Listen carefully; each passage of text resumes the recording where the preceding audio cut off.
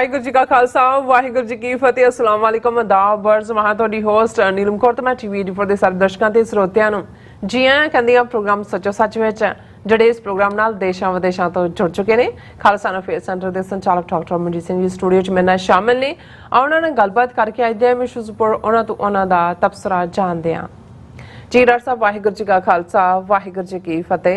हाँ जी नीलम कौर जी ਤੁਹਾਨੂੰ ਵੀ ਤੇ ਦੁਨੀਆ ਭਰ 'ਚ ਬੈਠੇ ਸਾਡੇ ਟੀਵੀ 84 ਦੇ ਬਹੁਤ ਪਿਆਰੇ ਸੋਹਣੇ ਸਿਆਣੇ ਵਿਊਅਰਸ ਨੂੰ ਵੀ ਵਾਹਿਗੁਰੂ ਜੀ ਕਾ ਖਾਲਸਾ ਵਾਹਿਗੁਰੂ ਜੀ ਕੀ ਫਤਿਹ ਤੇ ਸਾਡੇ ਬਹੁਤ ਹੀ ਪਿਆਰੇ ਮੁਸਲਮਾਨ ਭੈਣਾਂ ਭਰਾਵਾਂ ਨੂੰ अस्सलाम वालेकुम। जी डॉक्टर साहब जी आनु प्रोग्राम सचो सच विच है। बहुत शुक्रिया जी डॉक्टर साहब आज 21 अगस्त 2023 6 भादो नानक शाही संमत 555 ਦਾ ਦਿਨ ਹੈ ਤੇ ਡਾਕਟਰ ਸਾਹਿਬ ਪ੍ਰੋਗਰਾਮ ਸ਼ੁਰੂ ਕਰਨ ਤੋਂ ਪਹਿਲਾਂ ਅਸੀਂ ਪ੍ਰਦਰਸ਼ਕਾਂ ਤੇ ਸਰੋਤਿਆਂ ਨੂੰ ਹਮੇਸ਼ਾ ਤੁਹਾਨੂੰ ਦੱਸੀ ਵੀ ਔਰ ਜੇ ਤੁਸੀਂ ਹੱਕ ਸੱਚ ਇਨਸਾਫ ਤੇ ਪਿਆਰਾ ਦਿੰਦਾ ਇੱਕੋ ਇੱਕ ਚੈਨਲ ਟੀਵੀ 84 ਨੂੰ ਦੇਖਣਾ ਚਾਹੁੰਦੇ ਹੋ ਤਾਂ ਤੁਸੀਂ ਦੇਖ ਸਕਦੇ ਸਪੈਕਟਰਮ ਕੇਬਲ ਆਰਸੀਐਨ ਕੇਬਲ ਬਾਫਰੂਮ ਕੈਨੇਡਾ ਰੋਕੂ ਜਾਦੂ ਬਾਕਸ ਸ਼ਾਵਾ ਫੇਸਬੁੱਕ ਟੀਵੀ 84 ਦੀ ਐਪ ਰਾਹੀਂ online streaming and IP box ਤੇ ਤੁਸੀਂ ਟੀਵੀ 84 ਨੂੰ ਦੇਖ ਸਕਦੇ ਹੋ। ਵਿਊਅਰਸ ਜੇ ਤੁਸੀਂ ਟੀਵੀ 84 ਨਾਲ ਪ੍ਰੋਗਰਾਮ ਸੱਚੋ ਸੱਚ ਨਾਲ ਫੇਸਬੁੱਕ ਰਾਹੀਂ ਜੁੜੇ ਤਾਂ ਵੱਧ ਤੋਂ ਵੱਧ ਲਾਈਕ ਕਰੋ ਤੇ ਸ਼ੇਅਰ ਕਰੋ ਅਤੇ ਨਾਲ ਹੀ YouTube ਤੇ ਸਬਸਕ੍ਰਾਈਬ ਵੀ ਕਰੋ। ਇਹ ਵੀ ਦੱਸੇ ਕਿ ਤੁਸੀਂ ਟੀਵੀ 84 ਦੀ ਐਪ ਨੂੰ ਐਂਡਰੋਇਡ ਐਂਡ ਐਪ ਸਟੋਰ ਤੇ ਡਾਊਨਲੋਡ ਕਰਕੇ ਜੋ ਟੀਵੀ 84 ਦੀ ਲਾਈਵ ਸਟ੍ਰੀਮ ਹੈ ਇਸ ਨੂੰ ਤੁਸੀਂ 24 ਆਵਰਸ ਦੇਖ ਸਕਦੇ ਹੋ। ਸੋ ਵਿਊਅਰਸ ਪ੍ਰੋਗਰਾਮ ਦੀ ਸ਼ੁਰੂਆਤ ਕਰਨ ਜਾ ਰਹੇ ਹਾਂ। ਇਸ ਵੀਕ ਦਾ ਪਹਿਲਾ ਪ੍ਰੋਗਰਾਮ ਕਰਨ ਜਾ ਰਹੇ ਹਾਂ ਔਰ ਆਸ ਕਰਦੇ ਹਾਂ ਜਿਹੜਾ ਤੁਹਾਡਾ ਵੀਕਐਂਡ ਹੈ ਬਹੁਤ ਹੀ ਵਧੀਆ ਗੁਜ਼ਰਿਆ ਹੋਏਗਾ। ਸੋ ਅੱਜ ਦੇ ਪ੍ਰੋਗਰਾਮ ਦੇ ਵਿੱਚ ਵੀਕਐਂਡ ਦੇ ਹਵਾਲੇ ਨਾਲ ਜਿਹੜੇ ਵੀਕਐਂਡ ਦੇ ਇਸ਼ੂ ਨੇ ਔਰ ਕਰੰਟ ਇਸ਼ੂ ਤੇ ਅੱਜ ਦੀ ਜਿਹੜੀ ਸਪਾਂਸਰਸ਼ਿਪ ਦੇ ਹਵਾਲੇ ਨਾਲ ਗੱਲਬਾਤ ਕਰਨ ਜਾ ਰਹੇ ਹਾਂ ਔਰ ਪ੍ਰੋਗਰਾਮ ਦੀ ਸ਼ੁਰੂਆਤ ਕਰਨ ਜਾ ਰਹੇ ਹਾਂ ਅੱਜ ਦੀ ਸਪਾਂਸਰਸ਼ਿਪ ਦੇ ਹਵਾਲੇ ਨਾਲ ਕਿ ਅੱਜ ਦੇ ਪ੍ਰੋਗਰਾਮ ਸੱਚੋ ਸੱਚ ਨੂੰ ਸਪਾਂਸਰ ਕੀਤਾ ਗਿਆ ਹੈ ਯੂਕੇ ਤੋਂ ਵੀਰ ਅਮਰਜੀਤ ਸਿੰਘ ਜੋਰਾ ਵੱਲੋਂ। ਸੋ ਇਹਨਾਂ ਨੇ ਬੇਨਤੀ ਕੀਤੀ ਹੈ ਕਿ ਆਪਣੇ ਨਿੱਜੀ ਮੁਫਾਦ ਅਤੇ ਨਫ਼ਰਤਾਂ ਪਿੱਛੇ ਰੱਖ ਕੇ ਕੌਮੀ ਹਿੱਤਾਂ ਨੂੰ ਜਿਹੜੇ ਮੋਹਰੇ ਰੱਖੀਏ। ਅੱਜ ਅਵਤਾਰ ਸਿੰਘ ਖੰਡਾ ਦੇ ਪਰਿਵਾਰ ਨੂੰ ਕਿਵੇਂ ਅੰਤਮ ਰਸਮਾਂ ਤੋਂ ਜਿਹੜਾ ਵਾਂਝੇ ਕੀਤਾ ਗਿਆ ਹੈ। ਸੋ ਇਹ ਵਰਤਾਰਾ ਕੋਈ ਨਵਾਂ ਨਹੀਂ ਹੈ। ਸਾਡੇ ਜਿਹੜੇ ਸਾਡੇ ਸਮਝਣ ਵਾਲੀ ਹੈ ਕਿ ਗੁਲਾਮੀ ਦੀਆਂ ਜੰਜ਼ੀਰਾਂ ਤੋੜੇ ਬਿਨਾ ਸਾਡਾ ਗੁਜ਼ਾਰਾ ਨਹੀਂ ਹੋਣਾ। ਸੋ ਸਾਡੀਆਂ ਅਗਲੀਆਂ ਪੀੜ੍ਹੀਆਂ ਵੀ ਜਿਹੜੀ ਇਸੇ ਜ਼ਲਾਲਤ ਦਾ ਸ਼ਿਕਾਰ ਹੋਣਗੀਆਂ। ਸੋ ਇਹਦੀ ਸਪਾਂਸਰਸ਼ਿਪ ਲਈ ਅਸੀਂ ਵੀਰ ਅਮਰਜੀਤ ਸਿੰਘ ਜੁਰਾਂ ਦਾ ਤਹਿ ਦਿਲ ਤੋਂ ਧੰਨਵਾਦ ਕਰਦੇ ਹਾਂ। ਤੁਹਾਨੂੰ ਵੀ ਅਪੀਲ ਦੀ ਬੇਨਤੀ ਕਰਦੇ ਹਾਂ ਕਿ ਤੁਸੀਂ ਪ੍ਰੋਗਰਾਮ ਸੱਚੋ ਸੱਚ ਨੂੰ ਵੱਧ ਤੋਂ ਵੱਧ ਸਪਾਂਸਰ ਕਰੋ। ਸਪਾਂਸਰਸ਼ਿਪ ਲਈ ਤੁਸੀਂ ਸਾਨੂੰ ਕਾਲ ਕਰ ਸਕਦੇ ਸਾਰੇ ਫੋਨ ਨੰਬਰ ਤੇ 5166619184 ਸੇਮ ਨੰਬਰ ਤੇ WhatsApp ਕਰ ਸਕਦੇ ਤੁਸੀਂ ਸਾਨੂੰ ਈਮੇਲ ਵੀ ਕਰ ਸਕਦੇ info@tv84.tv ਤੇ। ਸੋ ਵੀਅਰਸ ਗੱਲਬਾਤ ਕਰਨ ਜਾ ਰਹੇ ਹਾਂ ਕਿ ਭਾਈ ਅਵਤਾਰ ਸਿੰਘ ਖੰਡਾ ਦੀ ਯਾਦ ਵਿੱਚ ਮੋਗਾ ਦੇ ਇਤਿਹਾਸਕ ਗੁਰਦੁਆਰਾ ਸਾਹਿਬ ਗੁਰਦੁਆਰਾ ਗੁਰੂ ਸਰ ਪਾਤਸ਼ਾਹੀ 6ਵੀਂ ਮੋਗਾ ਵਿਖੇ ਜਿਹੜੇ ਅੰਤਮ ਜਿਹੜਾ ਸਮਾਗਮ ਹੈ ਉਹ ਹੋਇਆ ਔਰ ਜਿਸ ਵਿੱਚ ਹਜ਼ਾਰਾਂ ਦੀ ਗਿਣਤੀ ਵਿੱਚ ਸਿੱਖ ਸੰਗਤਾਂ ਨੇ ਸ਼ਮੂਲੀਅਤ ਕੀਤੀ ਹੈ ਔਰ ਸਾਰੀਆਂ ਪੰਥਕ ਧਿਰਾਂ ਦੇ ਜਿਹੜੇ ਨੁਮਾਇੰਦਿਆਂ ਨੇ ਭਾਈ ਖੰਡਾ ਅਤੇ ਉਹਨਾਂ ਦੇ ਪਰਿਵਾਰ ਨੂੰ ਭਾਵ ਭਿੰਨੀ ਜਿਹੜੀ ਸ਼ਰਧਾਂਜਲੀ ਆ ਉਹ ਭੇਟ ਕੀਤੀ ਹੈ। ਔਰ ਇੰਗਲੈਂਡ ਵਿੱਚ ਜਿਹੜੇ ਸੰਸਕਾਰ ਮੌਕੇ ਸਿੱਖ ਸੰਗਤਾਂ ਦਾ ਜਿਹੜਾ ਬੇਮਿਸਾਲ ਇਕੱਠ ਅਤੇ ਹੁਣ ਪੰਜਾਬ ਦੀ ਧਰਤੀ ਤੇ ਹਜ਼ਾਰਾਂ ਸਿੱਖ ਸੰਗਤਾਂ ਦਾ ਇਕੱਠ ਭਾਰਤ ਸਰਕਾਰ ਦੇ ਮੂੰਹ ਤੇ ਇਹ ਜਿਹੜੀ ਹੈ ਦੋਹਰੀ ਚਪੇੜ ਹੈ। ਸੋ ਇਸ ਬਾਰੇ ਆਪਾਂ ਗੱਲਬਾਤ ਕਰਨ ਜਾ ਰਹੇ ਹਾਂ। ਸੋ ਅਸੀਂ ਚਾਹਾਂਗੇ ਕਿ ਤੁਸੀਂ ਇਸੇ ਤਰ੍ਹਾਂ ਬਣੇ ਰਹਿਣਾ ਦੇਖਣ ਸੁਣ ਲਈ ਤੁਹਾਡਾ ਸਭ ਦਾ ਬਹੁਤ ਬਹੁਤ ਸ਼ੁਕਰੀਆ। ਜੀ ਡਾਕਟਰ ਸਾਹਿਬ ਕੀ ਕਹਿਣਾ ਚਾਹੋਗੇ?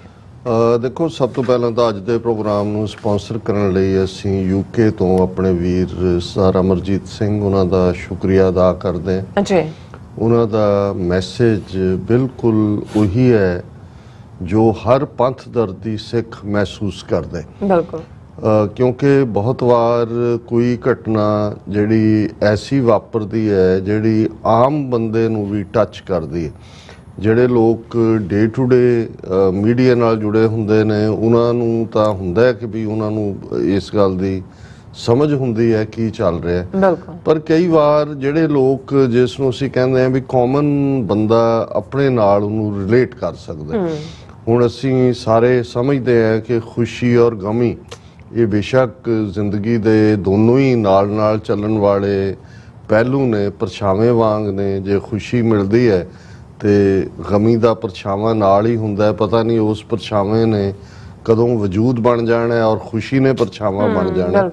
ਔਰ ਉਸ ਦੇ ਵਿੱਚ ਸਾਡੇ ਲਈ ਜਨਮ, ਵਿਆਹ ਦੀ ਰਸਮ ਔਰ ਅੰਤਮ ਤੁਰ ਜਾਣਾ ਜਿਹੜਾ ਦੁਨੀਆ ਤੋਂ। ਔਰ ਇਹ ਐਸੇ ਮੌਕੇ ਹੁੰਦੇ ਨੇ ਜਿਹਦੇ 'ਚ ਜਿਹੜੇ ਸ਼ਰੀਕ ਵੀ ਹੁੰਦੇ ਨੇ ਜਿਨ੍ਹਾਂ ਨਾਲ ਤੁਸੀਂ ਝਗੜੇ ਵੀ ਹੁੰਦੇ ਹੋ, ਦੂਸਰਾ ਵੀ ਖਾਸ ਤੌਰ ਤੇ ਅੰਤਮ ਮੌਕੇ ਤੇ ਉਹ ਵੀ ਤੁਹਾਡੇ ਨਾਲ ਆ ਕੇ ਹਮਦਰਦੀ ਦਾ ਇਜ਼ਹਾਰ ਕਰਦੇ ਨੇ। ਔਰ ਇੱਕ ਕਾਮਨ ਹੁੰਦਾ ਹੈ ਕਿ ਭਾਈ ਭਾਵੇਂ ਕੋਈ ਕਿੰਨਾ ਵੀ ਜਿਹੜਾ ਉਹ ਟੁੱਟਿਆ ਹੋਏ ਸਮਾਜ ਨਾਲੋਂ ਉਸ ਦੀਆਂ ਅਖੀਰਲੀਆਂ ਰਸਮਾਂ ਉਸ ਦੇ ਜਿਹੜੇ ਕਲੋਜ਼ ਨੇ, ਨੀਅਰ ਬਾਈ ਨੇ, ਰਿਲੇਟਿਵਸ ਨੇ, ਉਹਨਾਂ ਦੀ ਮੌਜੂਦਗੀ ਦੇ ਵਿੱਚ ਹੀ ਨਿਭਾਈਆਂ ਜਾਂਦੀਆਂ ਨੇ। ਇਹੀ ਕਾਰਨ ਹੈ ਕਿ ਈਵਨ ਦੁਨੀਆ ਦੇ ਜਿਹੜੇ ਜਿੰਨੇ ਵੀ ਜੂਰਿਸਪ੍ਰੂਡੈਂਸ ਨੇ, ਕਾਨੂੰਨ ਨੇ, ਉਹਨਾਂ ਦੇ ਵਿੱਚ ਜਿਨ੍ਹਾਂ ਨੂੰ ਫਾਂਸੀ ਦਿੱਤੀ ਜਾਂਦੀ ਹੈ ਜਾਂ ਸਜ਼ਾਏ ਮੌਤ, ਬੇਸ਼ੱਕ ਕੋਈ ਈਵਨ ਸ਼ਰੀਅਤ ਲਾ ਦੇ ਵਿੱਚ ਵੀ ਹੋਏ, ਉਹਦੇ 'ਚ ਤੁਸੀਂ ਉਹਨਾਂ ਨੂੰ ਕੁਝ ਦਿਨ ਪਹਿਲਾਂ ਉਹਨਾਂ ਦੇ ਨਜ਼ਦੀਕੀ ਰਿਸ਼ਤੇਦਾਰਾਂ ਨਾਲ ਖੁੱਲੀ ਮੁਲਾਕਾਤ ਦਾ ਵਕਤ ਦਿੰਦੇ ਹੋ। ਉਹਨਾਂ ਦੀ ਤੁਸੀਂ ਅਖੀਰਲੀ ਚਾਹਨਾ ਨੂੰ ਵੀ ਜਿਹੜਾ ਹੈ ਉਹ ਪੂਰਾ ਕਰਦੇ ਹੋ।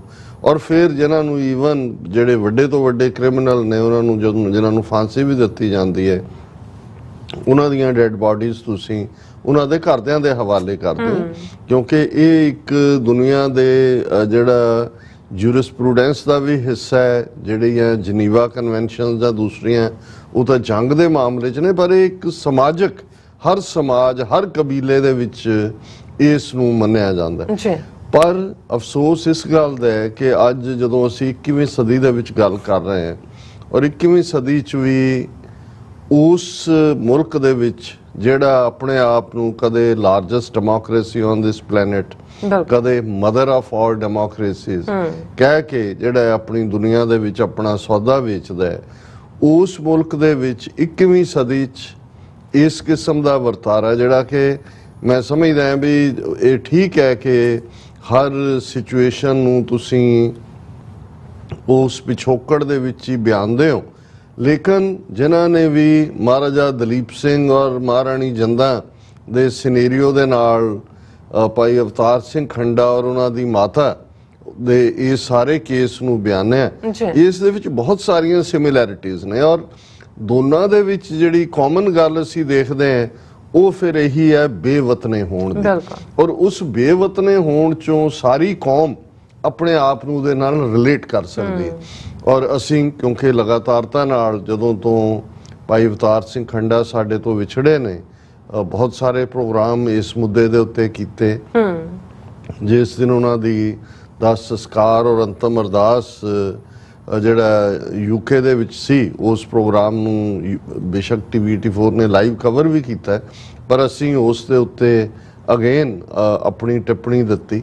ਔਰ ਇਸ ਦੇ ਨਾਲ ਜੁੜਿਆ ਹੋਇਆ ਪਾਰਟ ਜਿਹੜਾ ਰਿਪੀਟਡਲੀ ਇਹ ਕਿਹਾ ਗਿਆ ਕਿ ਹਕੂਮਤ ਭਾਰਤ ਦੀ ਖੌਫਜ਼ਦਾ ਸੀ ਦੋਨੋਂ ਹੀ ਸਿਨੈਰੀਓਜ਼ ਤੋਂ।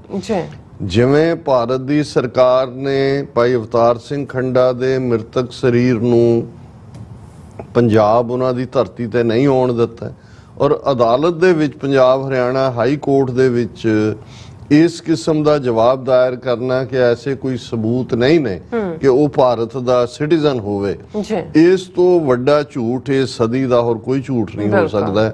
ਲਗਾਤਾਰਤਾ ਨਾਲ ਜਿਸ ਬੱਚੇ ਦੇ ਬਾਪ ਨੂੰ ਤੁਸੀਂ ਭਰ ਜਵਾਨੀ ਦੇ ਵਿੱਚ ਮਾਰਿਆ ਝੂਠੇ ਪੁਲਿਸ ਮੁਕਾਬਲੇ, ਜਿਹਦੇ ਤਾਏ ਨੂੰ ਮਾਰਿਆ 2015 ਚ ਜਦੋਂ ਮੋਦੀ ਪਹਿਲੀ ਵਾਰ ਜਿਹੜਾ ਉਹ ਯੂਕੇ ਦੇ ਦੌਰੇ ਤੇ ਜਾਂਦਾ ਹੈ, 2014 ਚ ਪਹਿਲੀ ਵਾਰੀ ਪ੍ਰਧਾਨ ਮੰਤਰੀ ਬਣਿਆ, ਉਦੋਂ ਜਿਹੜੀ ਤੁਸੀਂ ਉਹਨਾਂ ਨੂੰ ਯੂਕੇ ਦੀ ਸਰਕਾਰ ਨੂੰ ਜਿਨ੍ਹਾਂ ਤੋਂ ਤੁਹਾਨੂੰ ਬਹੁਤ ਵੱਡਾ ਖਤਰੇ ਵਾਲਾ ਤੁਸੀਂ ਆਪਣਾ ਉਹ ਦਿੰਦੇ ਹੋ ਡਾਕੂਮੈਂਟ, ਉਸ ਦੇ ਵਿੱਚ ਤੁਸੀਂ ਅਵਤਾਰ ਸਿੰਘ ਖੰਡੇ ਦਾ ਨਾਂ ਪ੍ਰਮੁਖਤਾ ਦੇ ਨਾਲ ਰੱਖਦੇ ਹੋ ਕਿ ਜੀ ਇਹ ਬਹੁਤ ਵੱਡਾ ਖਤਰਾ ਹੈ।